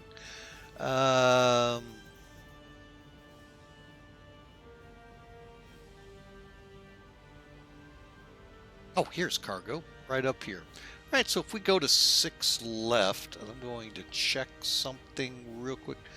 Hey, Felok, welcome in. Sorry, I did not catch you there earlier. My bad. But yeah, we're going to head to the cargo area, R3, R9 area, for our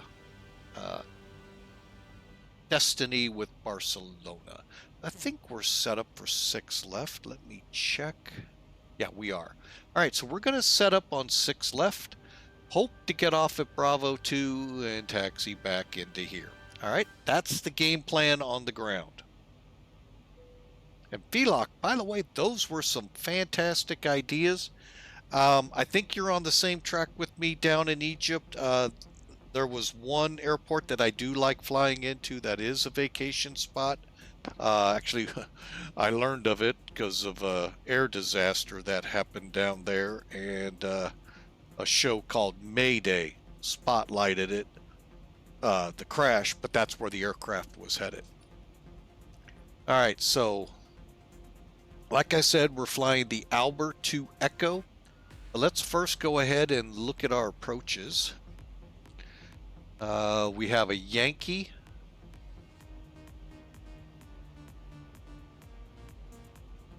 Which would enter us like so for the arrival, or Zulu, probably going to be very close to the same.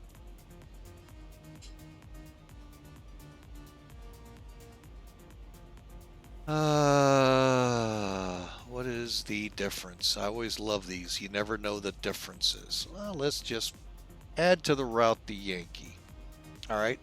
So, and what that also does, folks, is it puts it down here at the bottom, both Cat 1, Cat 2, and 3. So if, for some reason, storms move in, ceilings drop on us, we can switch into the Cat 2, Cat 3 role. This aircraft is capable, by the way. All right, so again, we're coming in ALBER. So ALBER is 280 between 25,000 and 11,000. Then we had to cut X, Induce, BL 573, and then we pick up our arrival at SLL. Below 10,000 feet, 250 at BL 573. Okay. Now let's look at the particulars for this approach. The ATIS, again, I do not know how to get this digital ATIS. If you all know a website that shows worldwide, oh, I'd love to have that. If not, we can work off SkyVector. It's an RNAV approach, as it says here, for the sixes, both left and right. Sometimes they're particular to a runway, especially in Europe. So pay close attention here. You may have to switch off to a different arrival. Okay. Then down here is some ifs, you know, if in case of a comm failure and so forth. So, all right.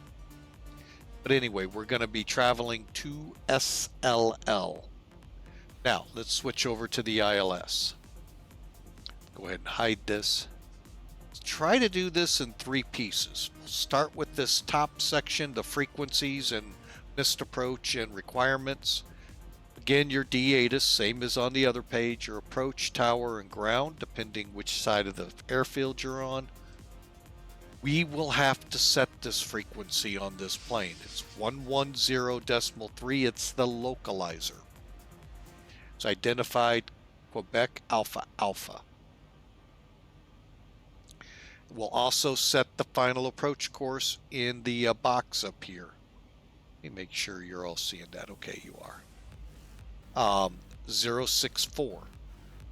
Now at distance 9 on the localizer, we got to be at 3,000 feet on the glide path, folks. If not, we got to consider equipment failures. So keep that in mind. Our decision altitudes we'll get to in a minute. Airport's at 14 feet above sea level. This runway's touchdown area is at 8 feet. So we're right on the coast, folks. Okay, missed approach procedures. You hopefully have been reading that because I'm not going over. And there's also a procedure if you lose your comm for the missed approach. All right, down below, this is where things get a little different. Now, you guys like me from the U.S., it's 18,000, right? Transition altitude here is 6,000. So we can stay 2992 or 1013 millibars all the way down to 6,000 feet. Then we switch. All right. I'm going to go ahead and kill the music. All right, so that takes care of the top half. You have to have a VOR. You have to have a DME for this. ILS DME reads 0 at the 6 left displaced threshold. Now that's important because, folks, you're not supposed to land in a displaced threshold. You got to look for the threshold bar, and that's where you land. So as you're coming down, once you have the runway in sight, the PAPIs will be your, or FASI, depending on what they have, your cues for how to come in. Plus your glide slope. Okay, so be mindful. It just told you 0 DME is the displaced threshold for 6 left. Okay.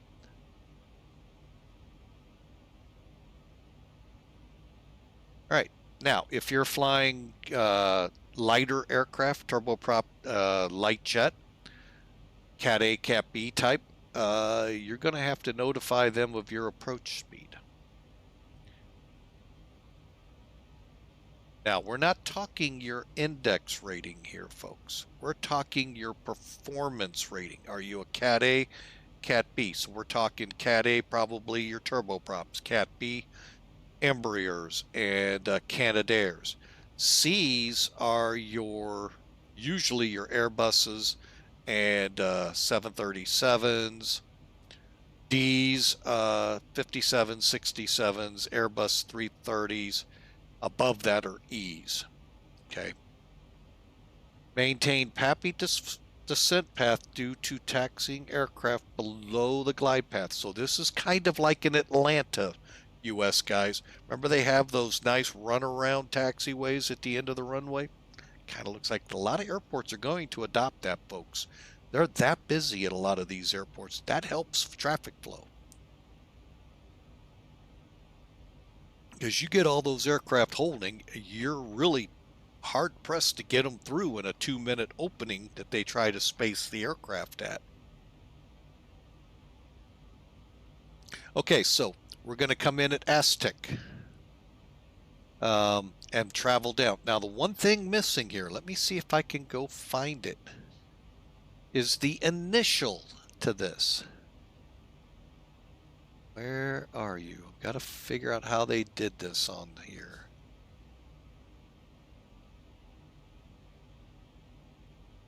You just look at this one real quick. Nope.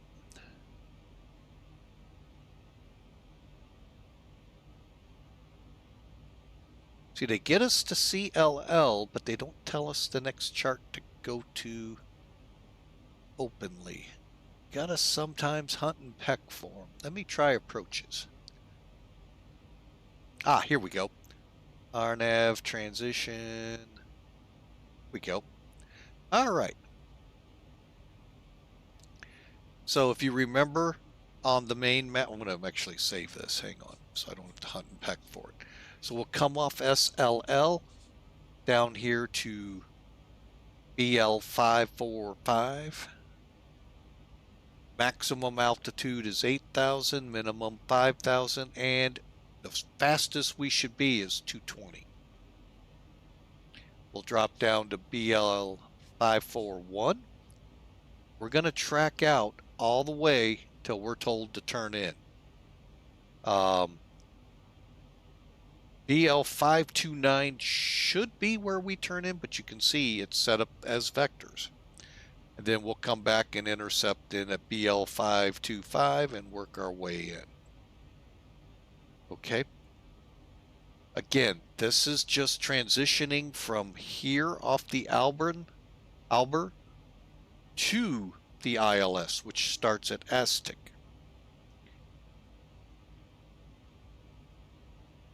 Okay, speed restrictions mandatory except unless ATC tells you. Maximum is 200. So again, pay close attention here, folks.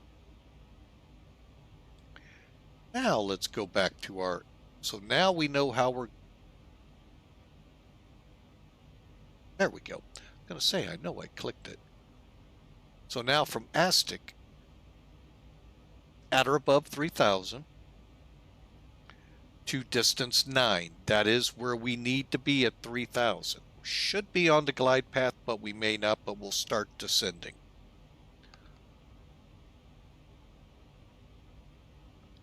Ah, there it was, right there. Darn it. It was right on the chart. I knew it was.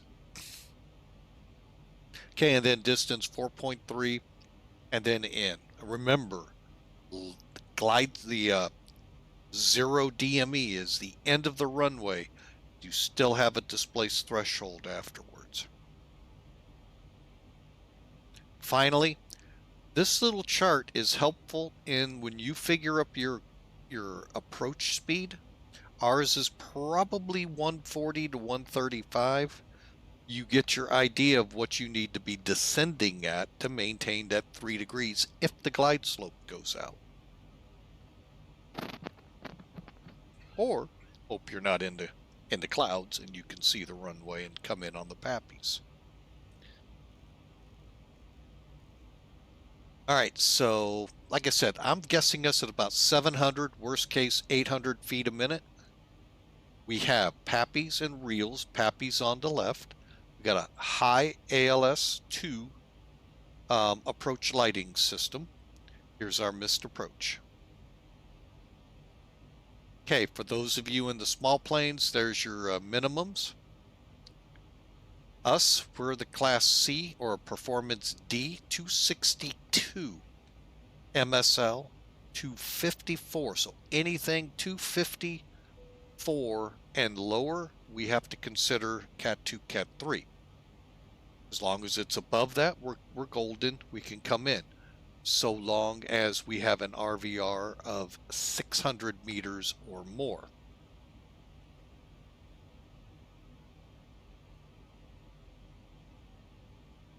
And then this note here, if you lose the touchdown zone lighting or the center line lighting, then you go up to 600 with a note that if you're not using the flight director, autopilot, or HUD, it goes to 750. That's what this note's all about. So usually it's written the other way around. So anyway, a little confusing, but hey, pretty simple, straightforward. It's ILS, folks. It's always pretty straightforward. All right, so now the neat thing is here we can actually figure up our approach speed. We've still got to plug all of this in, but let's come over here, go to Home, Fuel Maintenance, and do our performance landing. I'm going to set this to 30, 6 left. It is dry, and the hard part is getting all the information plugged in. It is 110 at 6, so all you do is click on it, diagonal 6. So your wind direction, diagonal speed, enter. Temperature, again, we're going to go with what it says, but we're coming in a lot earlier than this, so. And then finally our QNH is 1014. All right, everything else over here, air conditioning, yeah, we'll run with it. We don't have that. Let's go brakes 3 and speed brakes auto, no credit. And now we need our landing weight. A couple of ways you can get this. We'll go the easiest for us to find.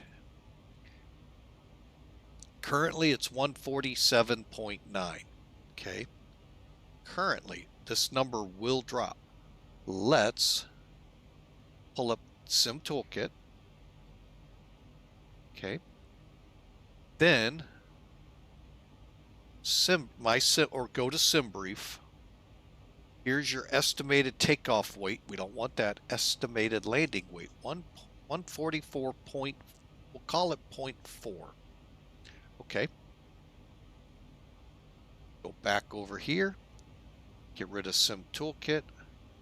144.5. Enter.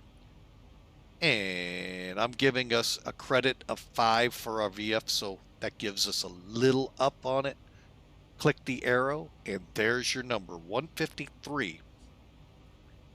So 148 is our VREF speeds, but 153 will be our approach. So we're going to come in at 800 feet a minute. We're going to come to here for brakes 3, leaving us 1,890 meters of runway ahead of us.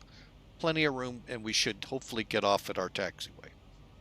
Key will be to make it 155 to 150 on our arrival speed.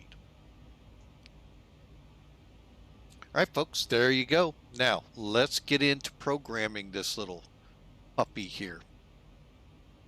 I'm going to kind of zoom in and kick it up so you get a real good view of it. And I'm going to wait a couple seconds here. I see that we're in a commercial break, so we'll get into programming this when you all come back. And if those of you who are hearing my voice, thank you for subscribing. We sure appreciate it. That's one of the perks of subscribing, is you don't have to deal with all the commercials. We had 5 that just came up. So in about 10 seconds, we'll have everybody back. So thank you again for your subscription. With your subscription, you didn't have to endure the commercials. So again, thank you subscribers out there for subscribing. All right, we're going to quickly put in our arrival information. So we'll go to LEBL. All you had to do is click the EPAR again. Arrival. We're coming in ALB2E,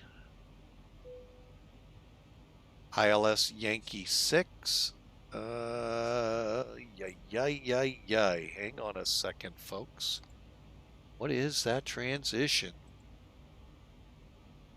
SLL to Echo. You get that from the chart, folks. Execute, and then we'll go to the legs page. I think we may have a discontinuity. Oh, good. No, we don't. The discontinuity is really not okay. So everything, let me pull it up. This is where it's going to get complicated. But for sakes of showing it, all right, so you can see, no, you can't because I didn't click charts. Let me try it again. There we go. All right, let me just back up a page. All right, so you can see that we're coming in on charts. Where are we at? Eutham. So really, it started here at ALBER, down to Kudix, Euthan, Inju, EL 573 to SLL. From here, we get on that SLL 2E or 3E, whatever it was. And now you can see there's 545, 41, 33, 25. Oh, 29. Sorry, they were merged. And then we vector, okay, to make the turn here, which is perfectly fine. More than likely, I am going to turn us in before here, unless ATC tells me no. Then 525, 521, 517. Aztec starts our ILS. Now, the little kink in this FF061L, that is our 9, distance 9 out. And then we track it right on in. And then there's our out we go, and we vector to our hold. Okay.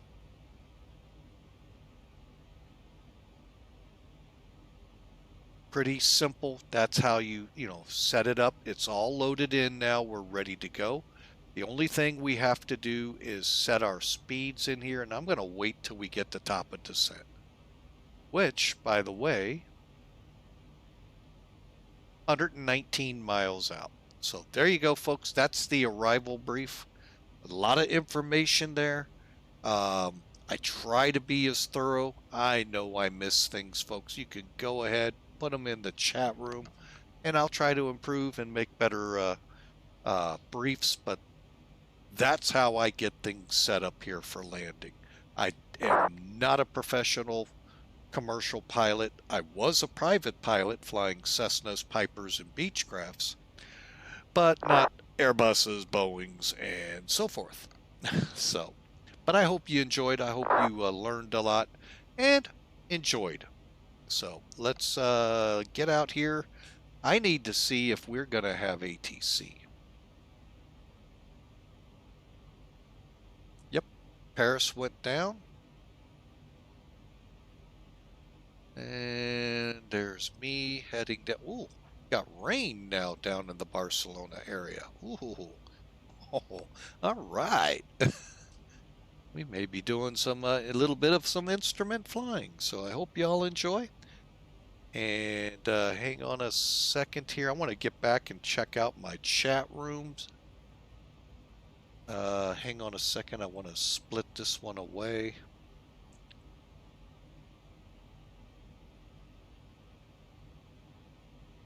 All right. Ah, I see a couple of tickets here. Let me go back in time.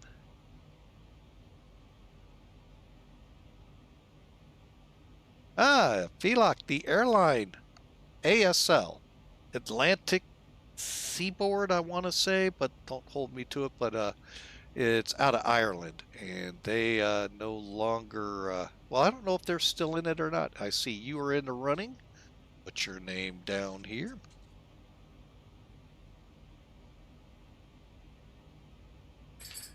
And folks, since last year, I tried to do this and ended up in massive overtime and unable to complete the Viewer Appreciation Month. All of your names are back in it. Hopefully you've kept the same Twitch handles. If not, shame on you. No, we'll do the best to get a hold of you. All right, so there we go. Start.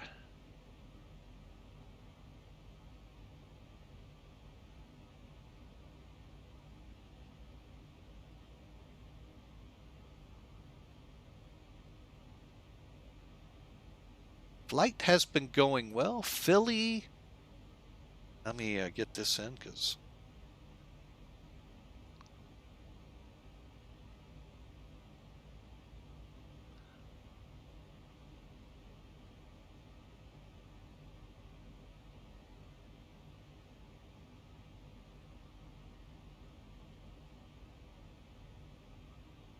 there I go, misspelling your name there, Philly.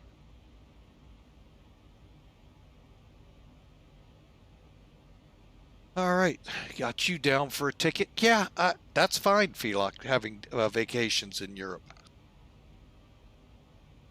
I don't want to stick to one area. That's why we're hitting Japan, not this Saturday, but next Saturday. Like a village. Oh.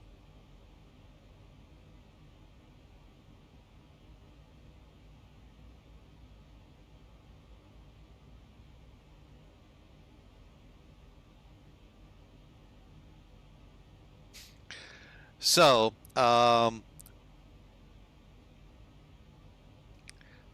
yeah, anything in Europe works too. Like I said, there is one, and it might be the same place. We're thinking the same here, maybe. Like I said, that Mayday show that I love watching when I'm at work. It goes through aircraft crashes.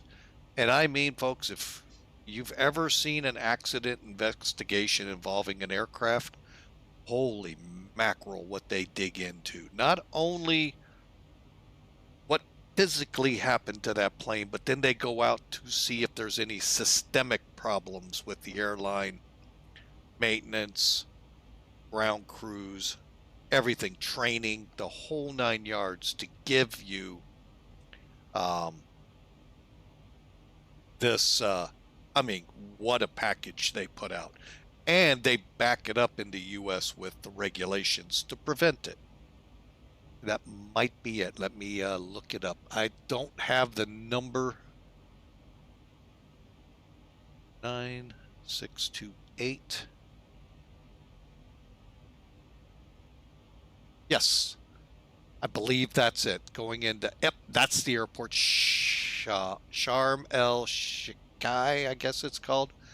And yeah, I don't remember all the particulars on that one, but yeah, that was a really interesting one to get into. And if you do get into watching accident investigations, folks, I mean, you could say, well, that's pretty creepy.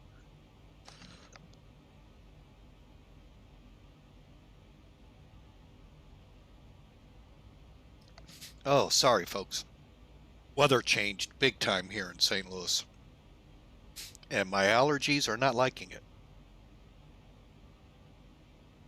Anyway, one of the crashes that really intrigued me beyond belief when it happened, and as the whole thing unfolded in the NTSB, the French, and all of them collaborating to figure it out, the Concorde disaster in Paris.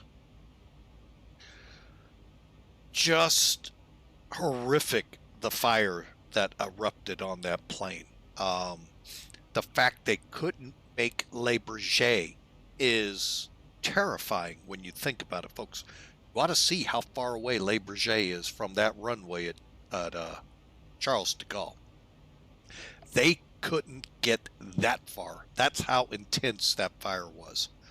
But then to go back and the meticulous detective work they did to find out what blew the tire, that blew the fuel tank, put the plane on fire and all of that, that not only did they find that piece, but linked it to the plane that dropped it, that it fell off from. Oh yeah, and then to find out that this occurred, the same scenario, if you will, except the last part of it occurred 5 times at Dulles in Washington, D.C., but the fuel tank didn't erupt. So they had to, what was different with that one than this one? So what occurred? What was the missing link there? Which was good for Dulles, bad for Paris. So, and eventually the Concorde. So that got me into hooked, line, and sunk in watching and reading and understanding some of these crashes and disasters that occurred in aviation. So, and that's the airport that I was thinking. So, like I said, I thought we might be on the same track, and I think we were. I'm going to investigate more, but yeah. So, we are really close to top of descent now. It's actually showing up on the nav display. I'm set up for 80-mile range, so 40 is the in-between radius.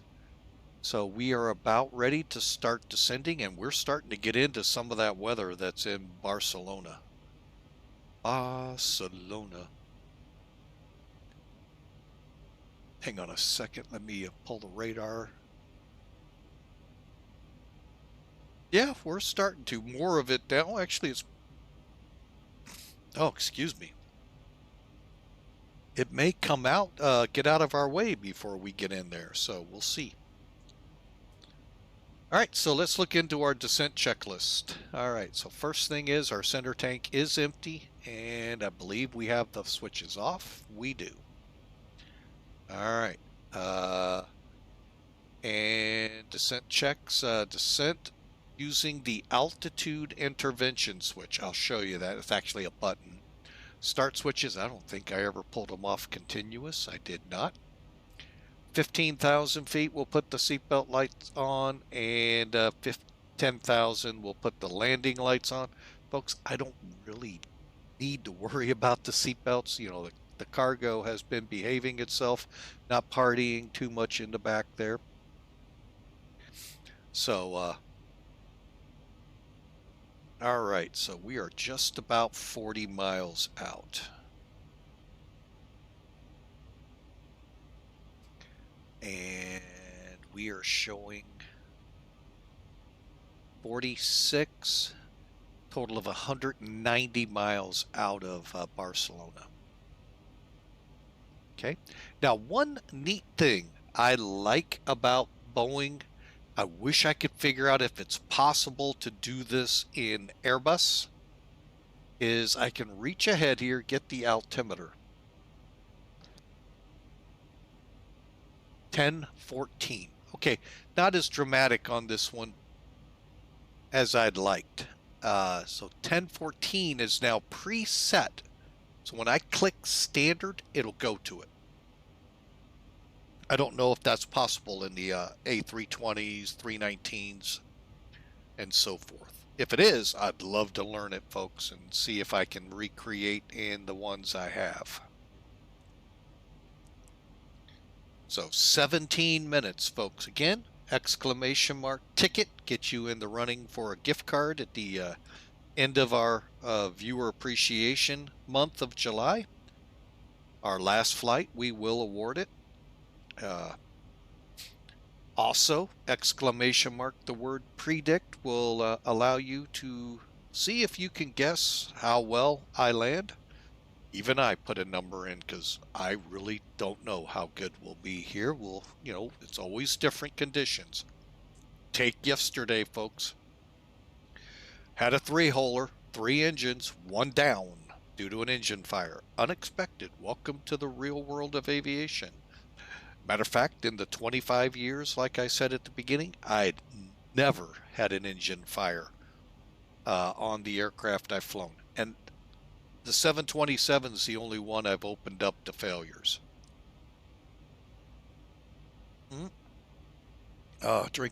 Sipping my coffee there. I stand corrected. I did have the PMDG 747 way back when set up for failures because of the way that VA was set up, in that when you finished your flight, you could download the panel state from it into the database, so the next guy, if he accepted it, picked up the plane in that condition, if you will, and it had to move on. Now, if you had a major incident with it or something that maintenance needed, they'd go in and reset the panel state. But it was a real cool system until, unbeknownst to anyone, I got a virus. And I said, we no longer do that. So, but it was really a great idea with that airline, that your aircraft going from person to person to person to person, it ages, and you know, pieces to it start having problems, and it was pretty cool. It was really neat that they were able to do that. So, all right. So far, so good, folks. We're going to make it, it looks like, to Barcelona without losing an engine like we did yesterday.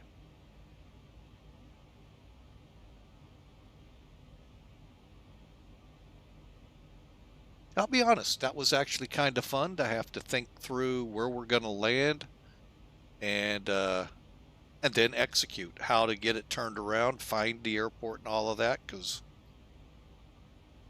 I can't just like here go, let's see, what airport do I want to go to? Let's click that button. Voila! No, folks, 727 is a little more complicated. You got to pull this thing out called a map. And first, figure out where you are on the map, and two, what airports are capable of a 727.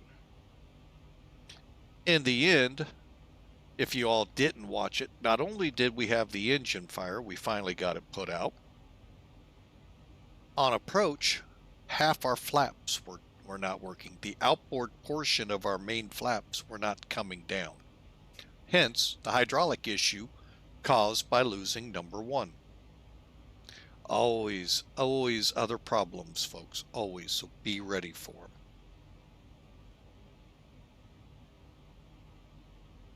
So, all right, it is time to think about descending, and you just see something here on Semaware.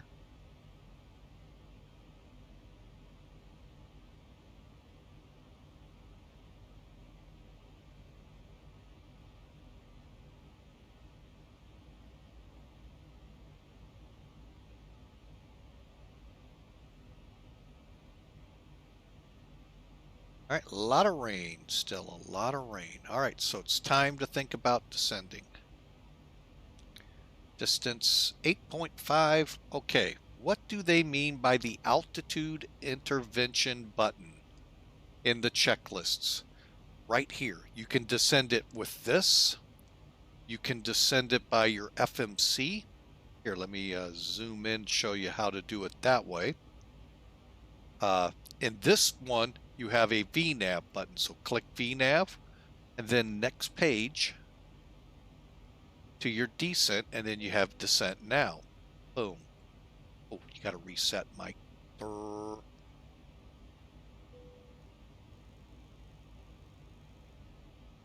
it down to 8. Okay, so that's how you can descend it. I can use the descent now or the altitude intervention. We'll do the altitude intervention. There's your display for your descent, and we're about 4 miles from the actual point, and the airplane is beginning to descend.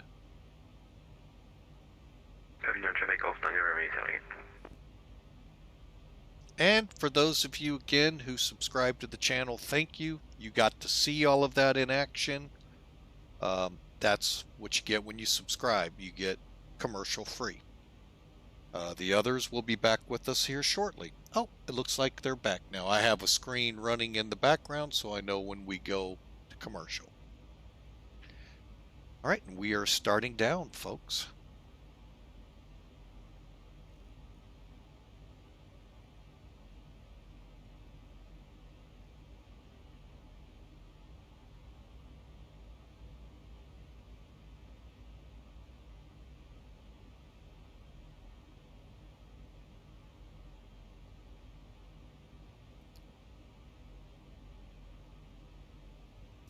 All right, so we are on our way down.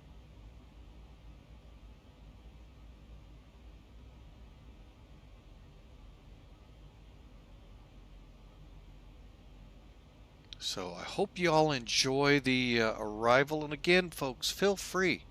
Exclamation mark the word predict, a space, and a negative number, and you'll have an entry for what you think the landing will look like. Because I'll be honest, don't know. It's stormy there, so it's hard to tell. But I will tell you this, I do try to make all of my landings on hand, not by, you know, the easy way out by auto landing.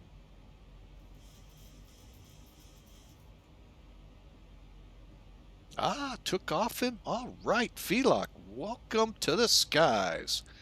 From Prague. We've been into Prague before. Brussels, we, matter of fact, may have to work our way now. We'll do that in the month of August. But yeah, going home to Brussels. Awesome.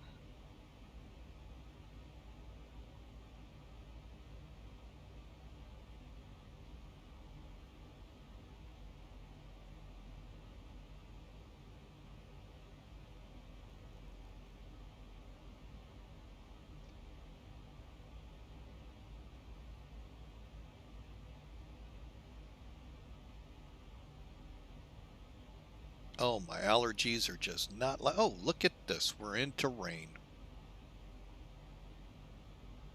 And we're out just as quick.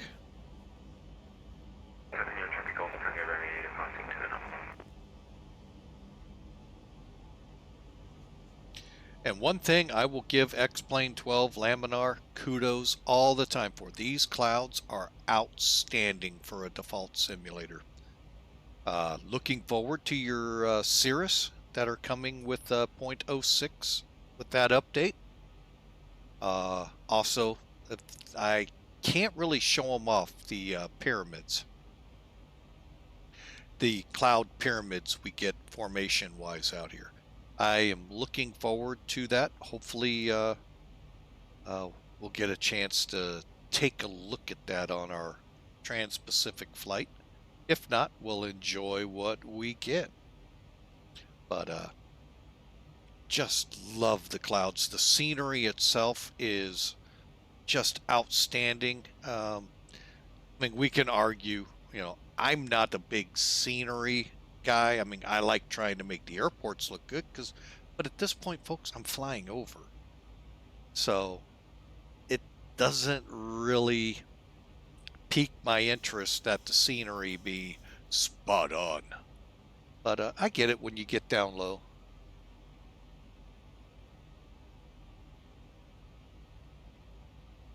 Ah, okay, cool. Cool, Felok. Taking some vacation in Prague. All right, here we go, folks. Starting to make the turn. We get in here and see how this transition works. Oh wait, that's the transition. Should be at or above 8,000 at, well, we're going to be very close to our targeting by Inuk, or Injuk, sorry, Injuk. Let me get my eyes focused on the right letters. Which is at or above 8,000. So let's go ahead, drop us one level here. And let me get the heading set. Yesterday proves why having this as close to your course as possible, folks, helps in the event something happens. Now, we have had little failures with the Airbuses.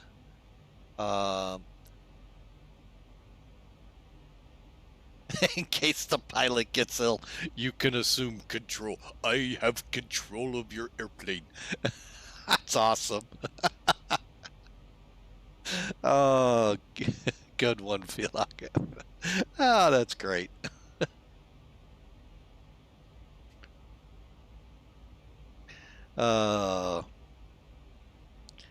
All right, so are we going to, the big one I want to make is close to 6,000 by SLLVOR. Sabadell.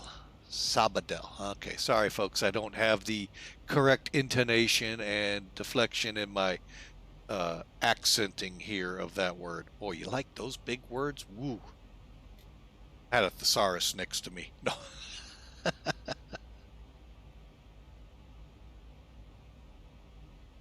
All right.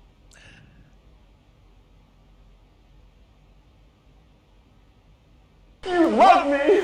You really love me! Well, Feliak_ just subscribed. Awesome. Feliak, thank you so much for the subscription. We sure appreciate you. 1 month at tier 1. Oh, just awesome. Thank you, sir, for the support of the channel that you've given us and the help with this big viewer appreciation. Thank you, sir. Thank you.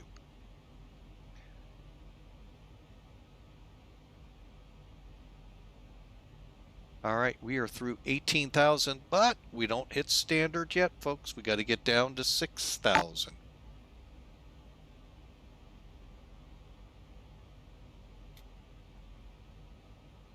And you're welcome, sir. We will continue the streams here. 18,000 feet. But yes, folks, we are going to hold that finger back from pushing standard because we're in Europe and the transition levels are all, in my mind, wacky. But hey, it's what works for Europe. So we got to kind of do what they do, which is 6,000 feet. All right, do we have speed restrictions to worry about? Maximum 280, we're doing that, okay. Maximum 250 after NJUK. So we'll go ahead and, okay, let me show you another neat little trick here with ZIBO. By the way, this, what works here, also works for you guys over in that other sim on PMDG. If you want to take over the speed like you did the altitude, the speed intervention will do that. And I'm going to see here what we come across, because I'm shooting for 6,000 at this point right here. And there's the arc that's telling us where we'll be at 8,000. Now, if you click data, it's going to tell you your restrictions and all along the way. Okay. Some little tips here to help you out with these 737s.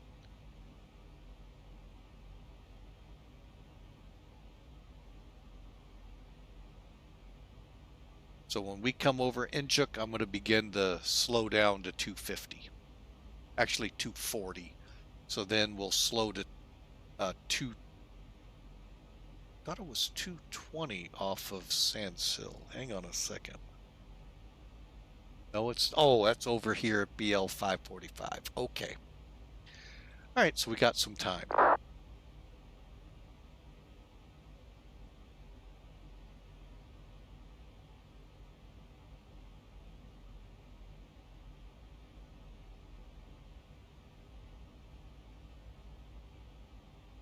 Okay, and NJUK is in 5 miles.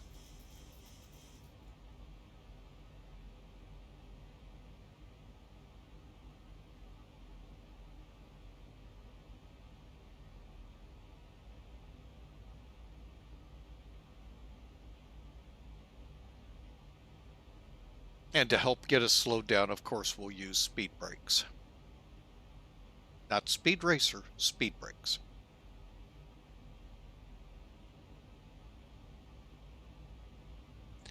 There you go, folks. The med.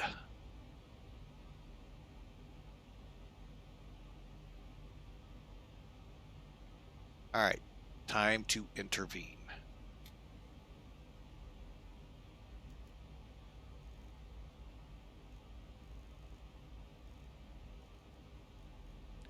And speed brakes.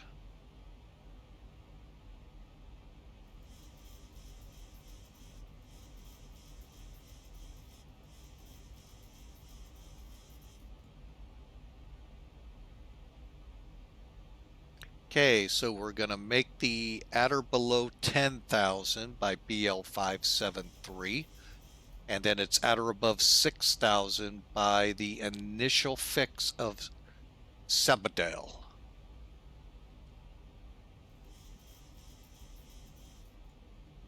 Okay, and let's,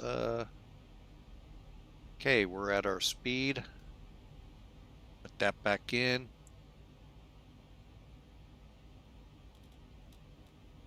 And a couple things.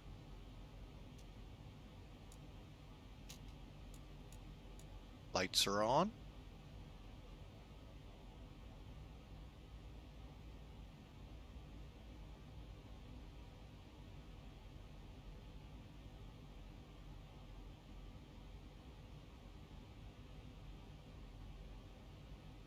All right, now for the ILS 3000.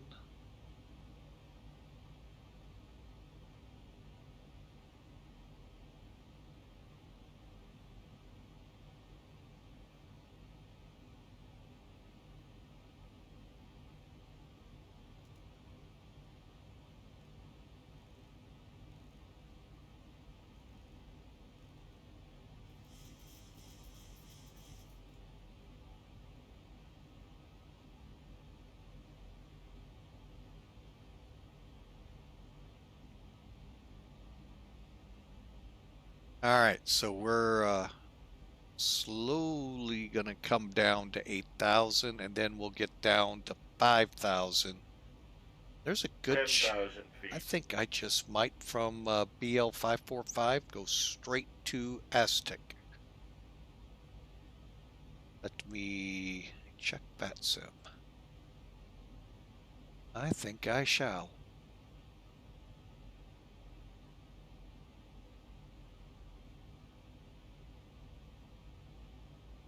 All right, well, all right, VLOC's back for the landing. Awesome. Hope your flight's going well. And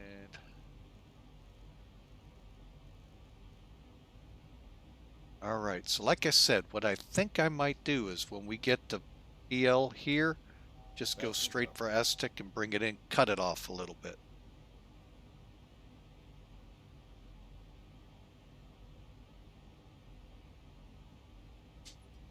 All right. Let's go ahead and get our ILS frequency in. 110.3. All right, now this is what you guys have probably been waiting to see how this works. We're going to be putting our standby frequency to ILS 11030. Pump it up there. Okay. Barcelona is 116.7. 167. Okay. And then we'll just in case, we'll have it lined up here in case we need it. Okay, now up here we need 64.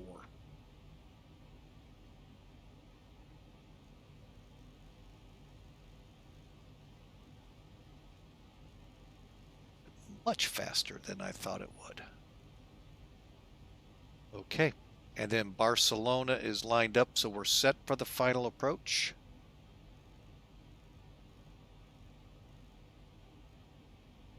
Okay, we're going to come down to 5,000.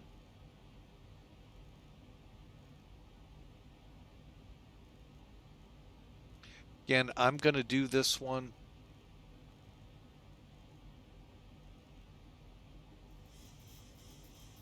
We're going to make it to 5,000 at our turn.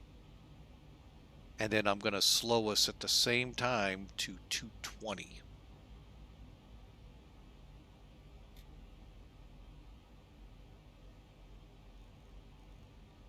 Now, you Airbus drivers, if you're doing this, now that I have control of the airspeed, if you had control of the airspeed in your buses, activate your approach. Make sure you got your data in or update it like I'm about to. I'm going to update our data and make sure what we have is correct. 1014, 25. So let me get over here. 1014, let's go to 25 and our wind 110 at 5. Okay. It isn't going to change much, folks, but you're at least as up to date as possible. Still, everything's the same. Okay. Now, let's go down here and set our information.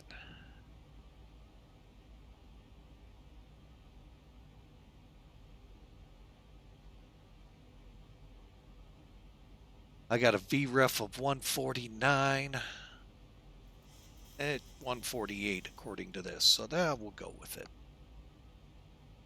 And we're at transition. Oh, 1014. Love that about Boeing. That's one of the things I do like.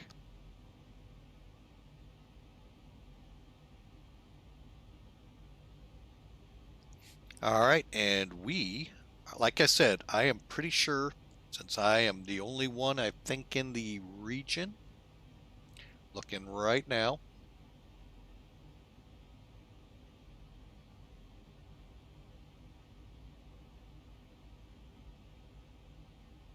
$1,000 to go. Okay, looking at it, I should be okay to do that.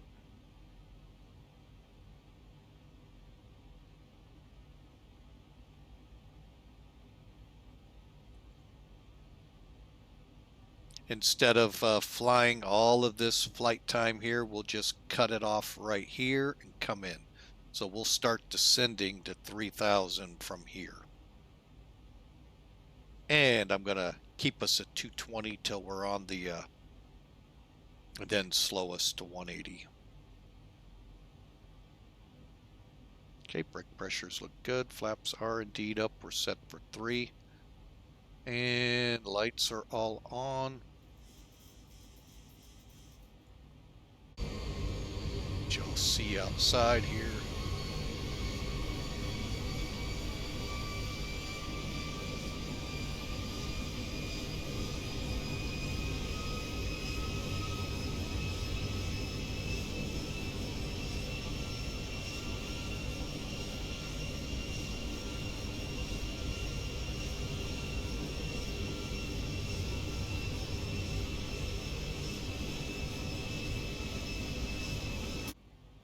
Down to 3.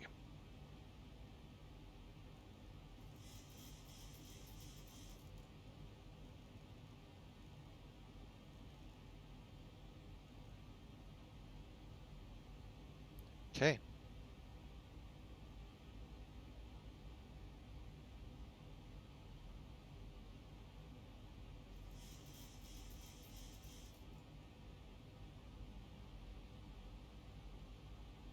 As we begin to come over the Barcelona countryside. Let's see what our descent, 850. Okay, QA 64, we're 14 or so miles out.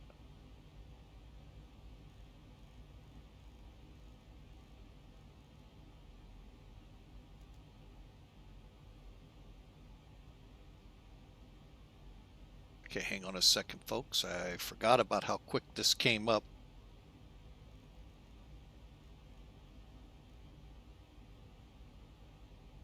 All right, localizer, we're going to go ahead and arm it. And as we get closer to 3,000, we're going to make an intercept.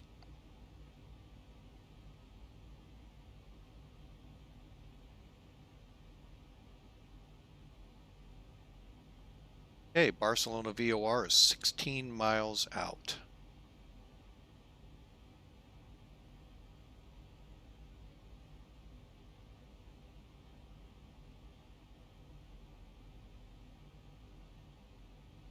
And we've got a full ILS, so let's go approach.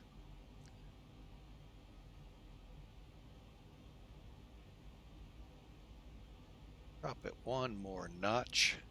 Okay, we're going to make that intercept now.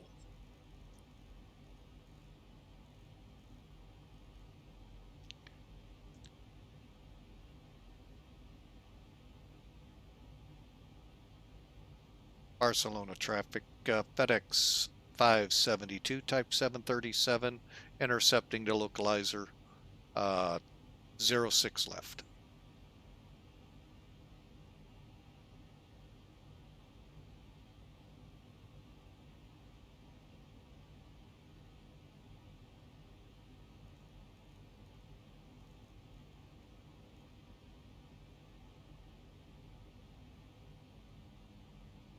Okay, we're on.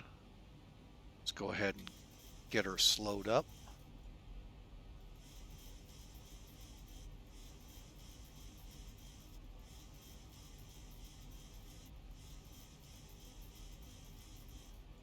Basically, I'm using the straight and level flight here to get us to speed quick so that we can start deploying flaps to 5, 180.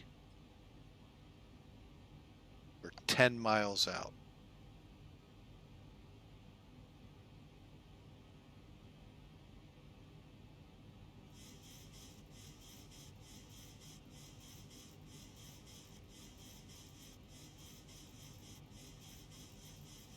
Don't have the runway yet, but that's because the sun's in our eyes. Okay, another notch of flaps down to 160. Make it 155. Gear down.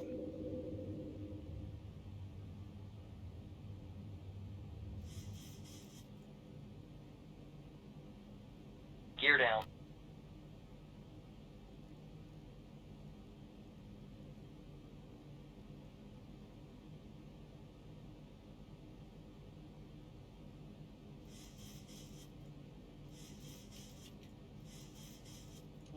$2,500.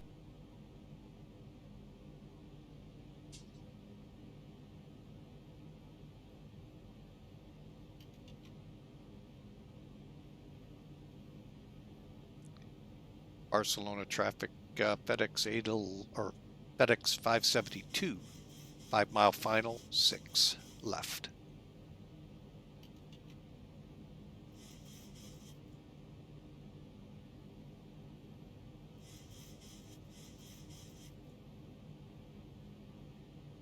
All right, folks, we are short final.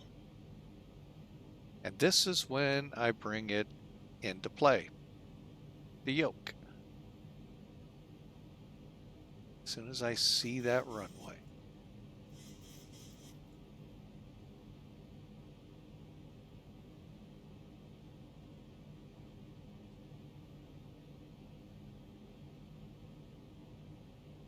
All right, I know what's out there. We're on course on ILS.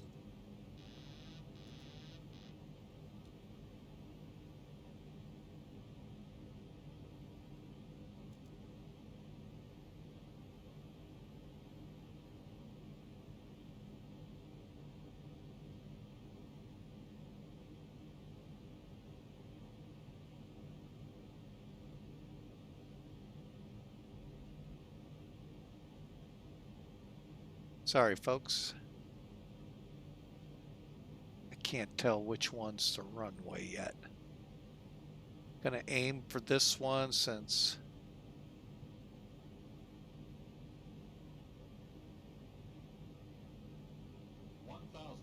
1,000 feet stabilized, Mr. Approach altitude set.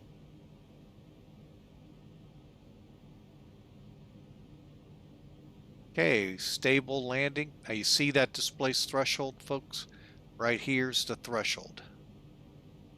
Don't know if you can see. It's pretty close to where the call sign for that aircraft on the side of the airfield we're going to. Okay. Get the speed brakes quickly armed. 500. Approaching minimums. 400. 300.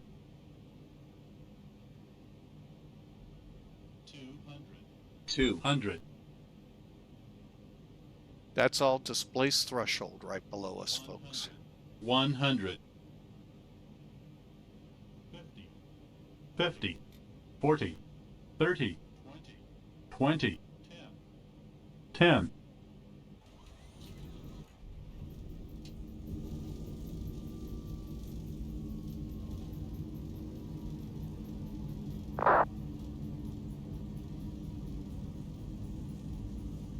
I'm hoping I make my turn off. 80 knots.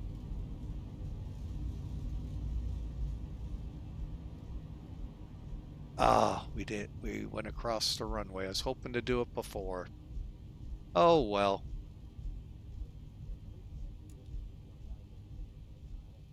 Out reverse. Oh well.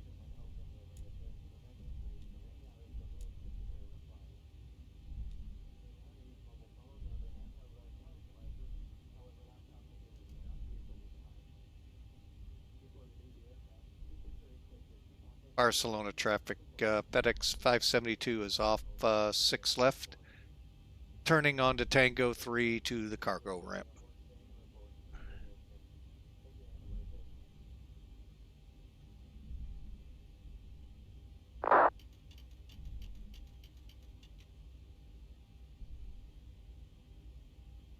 If you say so.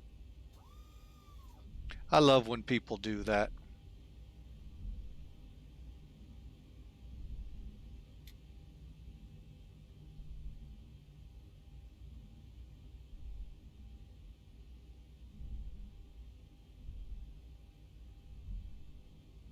All right, folks, welcome to Barcelona.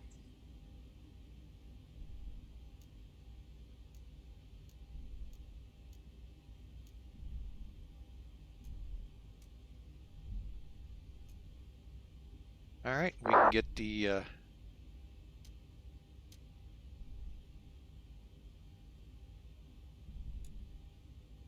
hang on a second, folks.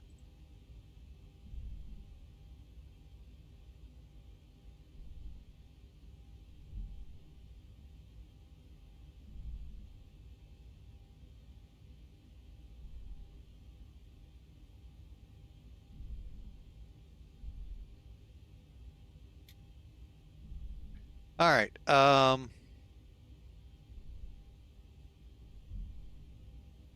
If you want to make it 2-4s, bring ATC up and we can make the changes. Otherwise, 6 was viable. Thank you there, Felak. Problem is, if he looked at the METAR, it would be the 2-4s would be a wrong choice, but that's okay. All right, so we are on. Get the wing lights off. Flaps are up.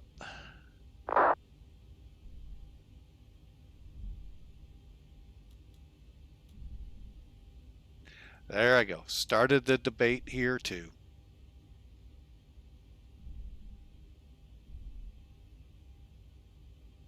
I think that guy, November, what is his call sign?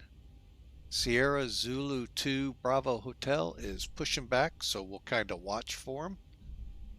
Let me switch over to an airport chart so I can figure out where the heck I'm going.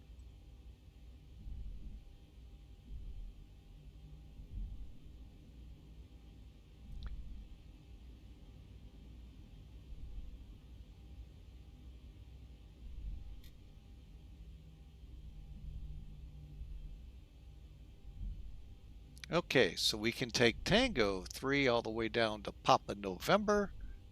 And I don't know where we park at the cargo terminal, so we'll just pick a spot.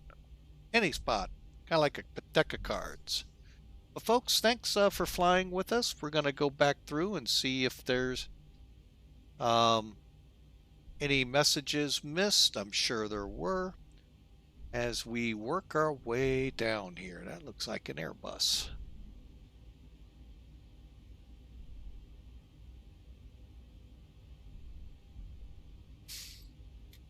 All right, and I take great pleasure in doing this too. There, that's turned off.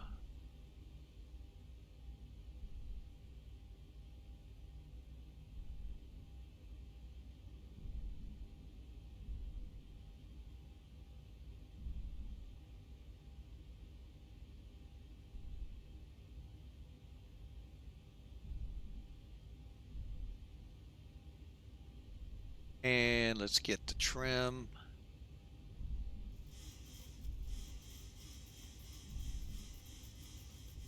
All right.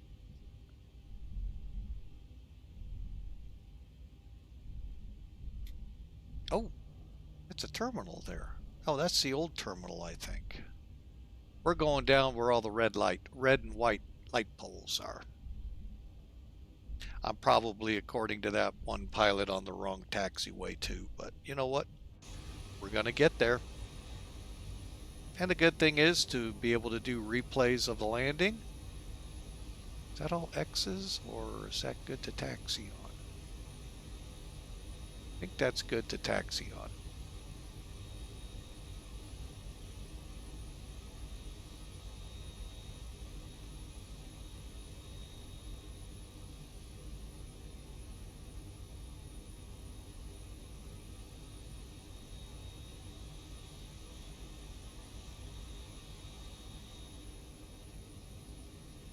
Oh, wow.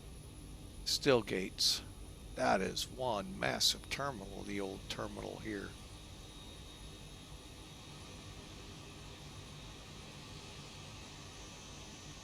I guess Iberia uses that one in the midfield.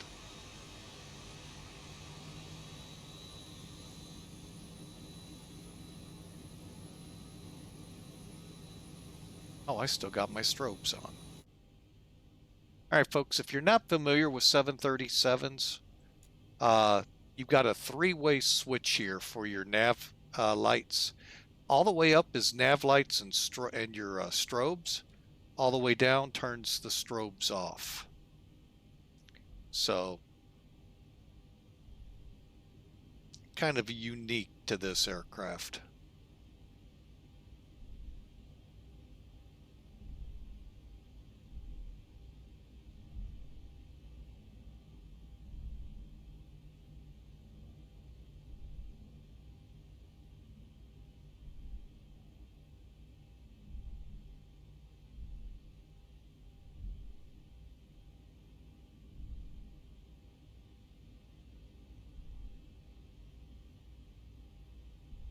I think I figured out why that guy didn't like me landing on the 6s. I flew over his house and woke him up.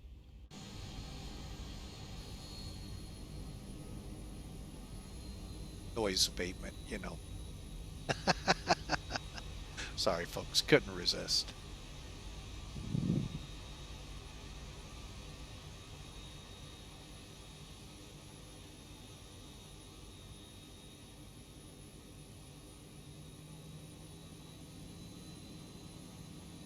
If you don't like aircraft noise, don't live by an airport. I happen to love it and live very close to an approach runway. So close, they fly right over the house.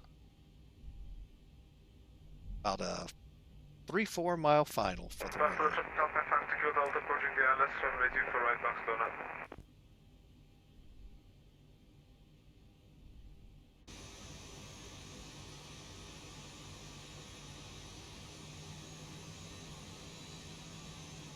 Alright, we'll be in stand 137, folks, but we're not going to be on VATSIM much longer, because in order to do the replays, you have to be off VATSIM. Just part of the rules. Alright, make sure the parking brake is indeed set. There we go with that. Brake temperatures. Oh, looking good. Flaps are up indeed, and spoilers are up. Onto the generators we go. And APU bleed. Let's go ahead and kill those engines.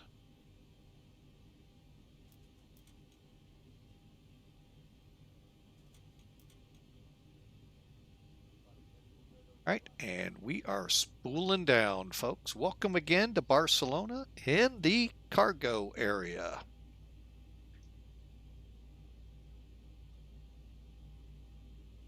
Let me just run through everything here real quick.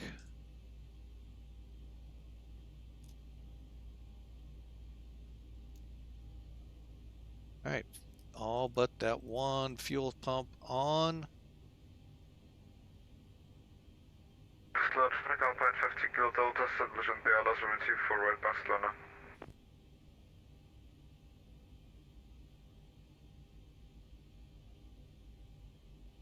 Okay, I think we are currently shut down. All right, folks, let me first go over to Mac Air before we review the flight.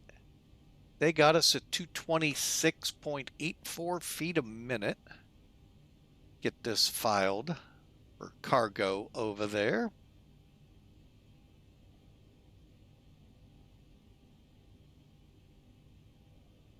All right, and we'll close that program out. Just want to check to make sure it was indeed received. Where is cargo? Oh, there it is. It sure was. All right. Again, what a fun flight.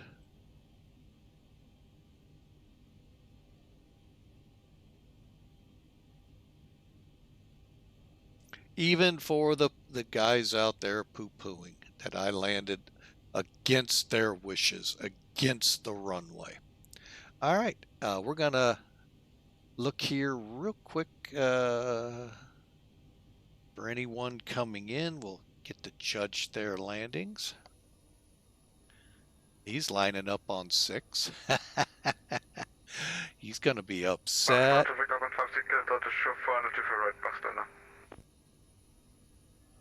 Anyway, there you go, folks. A nice look at ASL, FedEx, Belgium.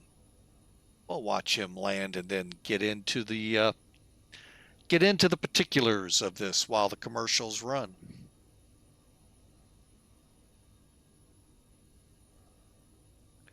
What airline is he?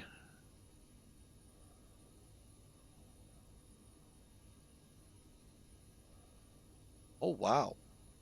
Just now starting to see what we were rated at on this landing. Wow.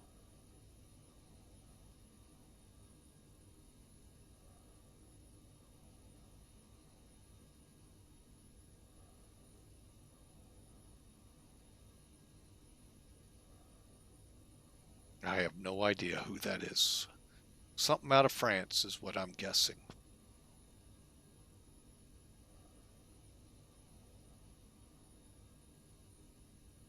All right. Oh, I wanted to look at something here real quick while we watch. Aha, they do have those runaround taxiways. Okay. So yeah, Atlanta has really started something with those to go around the ends of the runways. Well, it looks like a nice landing overall.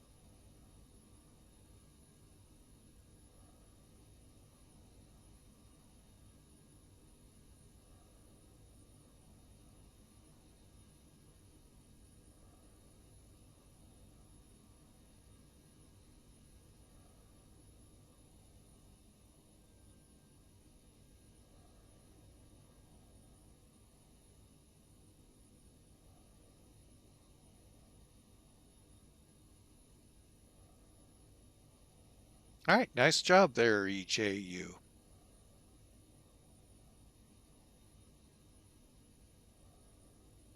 AEA. Oh, I know that airline, but I can't place it. But anyway, all right, so he's going to use every ounce of that runway.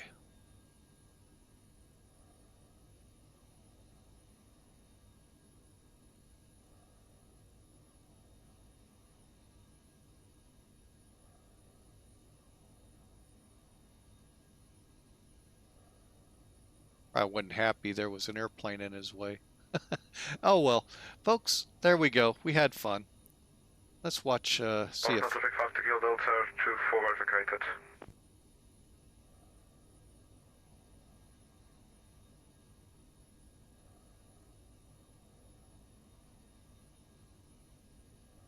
We'll watch November Sierra take off and then start the recap here.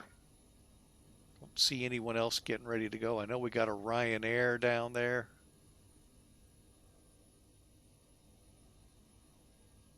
Don't think EJU stands the Condor. I thought that was CFG, so I don't know what the actual airline is for EJU. And I was wrong. That was a 737 on the roll.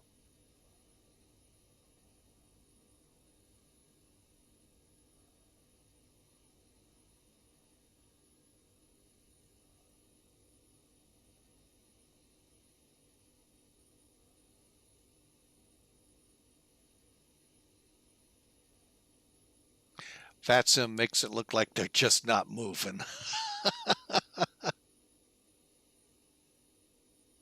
There he goes. And a nice departure out of here.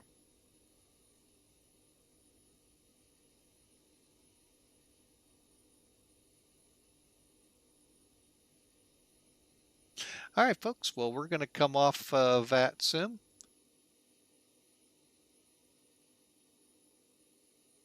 And let's start the recap here. So I'm going to bring up Sim Toolkit. Maybe. There we go. All right. So as you can see, here we are. The flight has already been accepted. So you just got to go to the logbook. Okay, with the logbook, click on whatever flight you want to review. We'll go to this one. That's our last one. There's the trip. There's the quick rundown of it, folks. We'll view details. 2 hour, 1 minute flight, 578. There's the kilograms of fuel, 1.5 Gs, 139. That's about right for the VREF. And, I'm sorry, 139 on the both the feet per minute and speed. But this is what I really like that Sim Toolkit gives. It gives you a really good bullseye of what you did. All right, 6 left. We were 1,700 feet down the runway. That's really good. About 1.5 foot off the center line to the left. Really good. And our heading 63, ideal was 64. So pitch, we got up about 5.6 right before touchdown. And there's our speed and our vertical speed. Again, metrics look great on this. Now, let's look at it. Okay. Again, remember the note we had that the 0 DME for this is the displaced threshold, end of the runway. So that is not supposed to be landed in, folks. That is because, look at this. This is what's called a taxi around runway. So that way, if you say you landed here and you needed to go here, well, they could make you get off this way and you wouldn't have to hold short of the runway. It's a really neat concept. Atlanta came up with it first, and it's now making its way through the busier airports.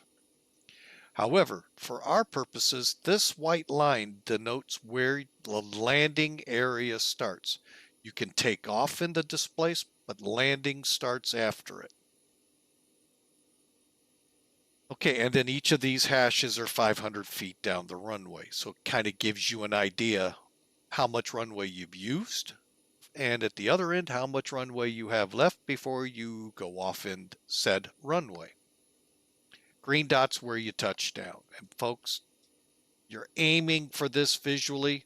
It's hard to see sometimes in X-Plane 12 when the runway's kind of damp. But that's what you aim for, and we were right ahead of it. So overall, number-wise, it looks good. Now, let's see if we're going to be able to review it.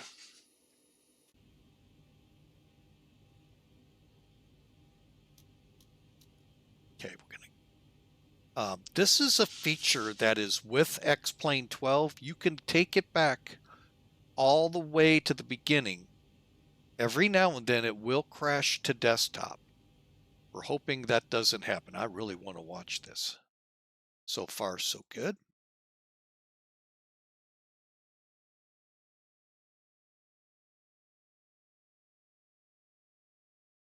All right, so it looks like it's going to let us do it. But again, I can go all the way back to when the sim started or anywhere in between here and review the flight. Unlike other sims out there, you have to download a program, install it. Then once you're in flight, start the program where you want the recording to start. And then once you're on the ground, you got to reconfigure the plane for the flight. X-Plane, it's all built in. It comes with it when you purchase it. All right, so here we go.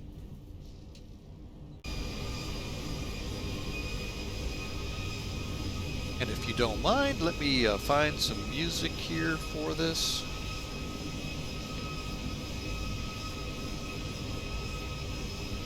I think Grand Finale sounds good. All right, and here we go, folks. And just like other sims, you can. Now, I'm going to show something here. These flaps came down on my 727. These did not. So I had half flaps. All right, let's see where we are in relation to the runway. Speed in here a little bit.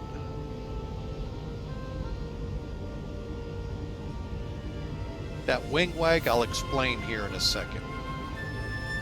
It's a part of my checklist I skipped over, and I got to quit doing that.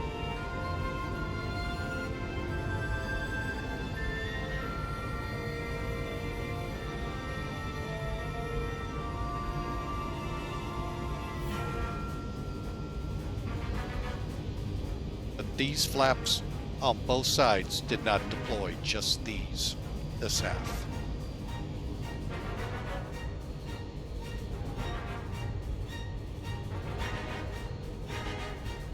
Wow, that was a good landing. And that's funny because no TAM-wise, the runways weren't dammed.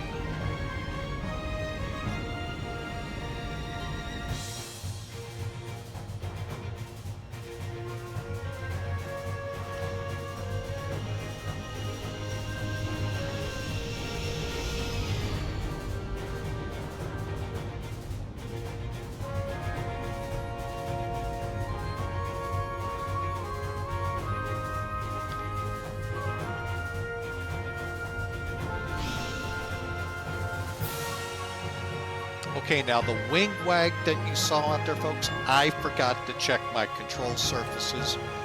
And one of the reasons I do that is sometimes it'll throw it left.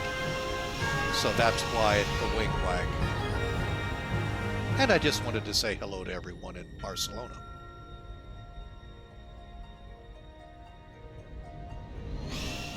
Let's get the Hawker 125 view in play here. Screenshots, folks.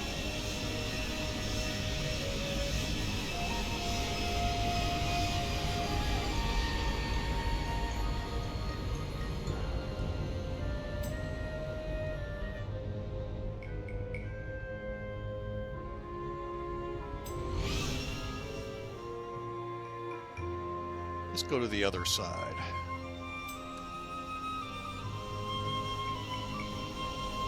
Do the same thing. Screenshot time.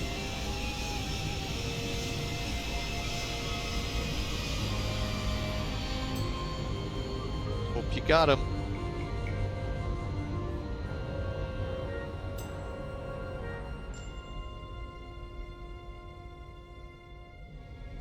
And let's take a look here from some seats. And again, it was this half of the wing where the flaps didn't deploy. Again, hydraulic issue because of the engine being out.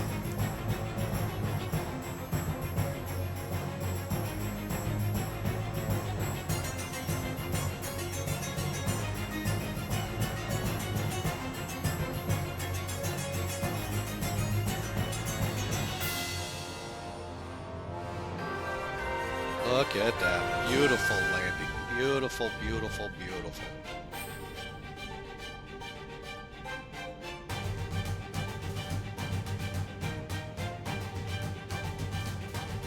Again, folks, exclamation mark ticket to get into the running for that gift card coming up at the end of the month on the last stream. Every flight we fly, you're eligible to put your name in.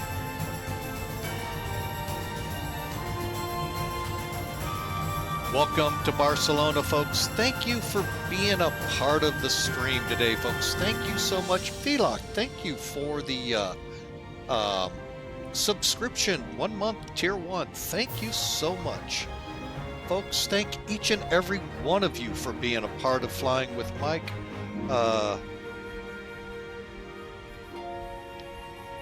Village, welcome in. Thank you for obtaining a ticket.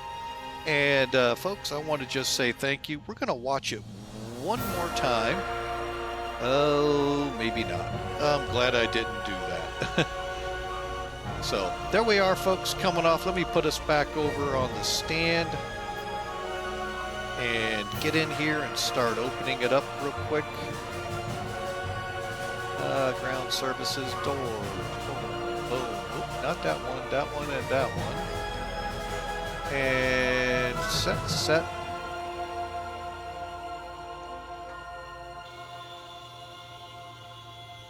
And there you are, folks. Welcome in. Hope you enjoyed the flight to our vacation destination spot of Barcelona.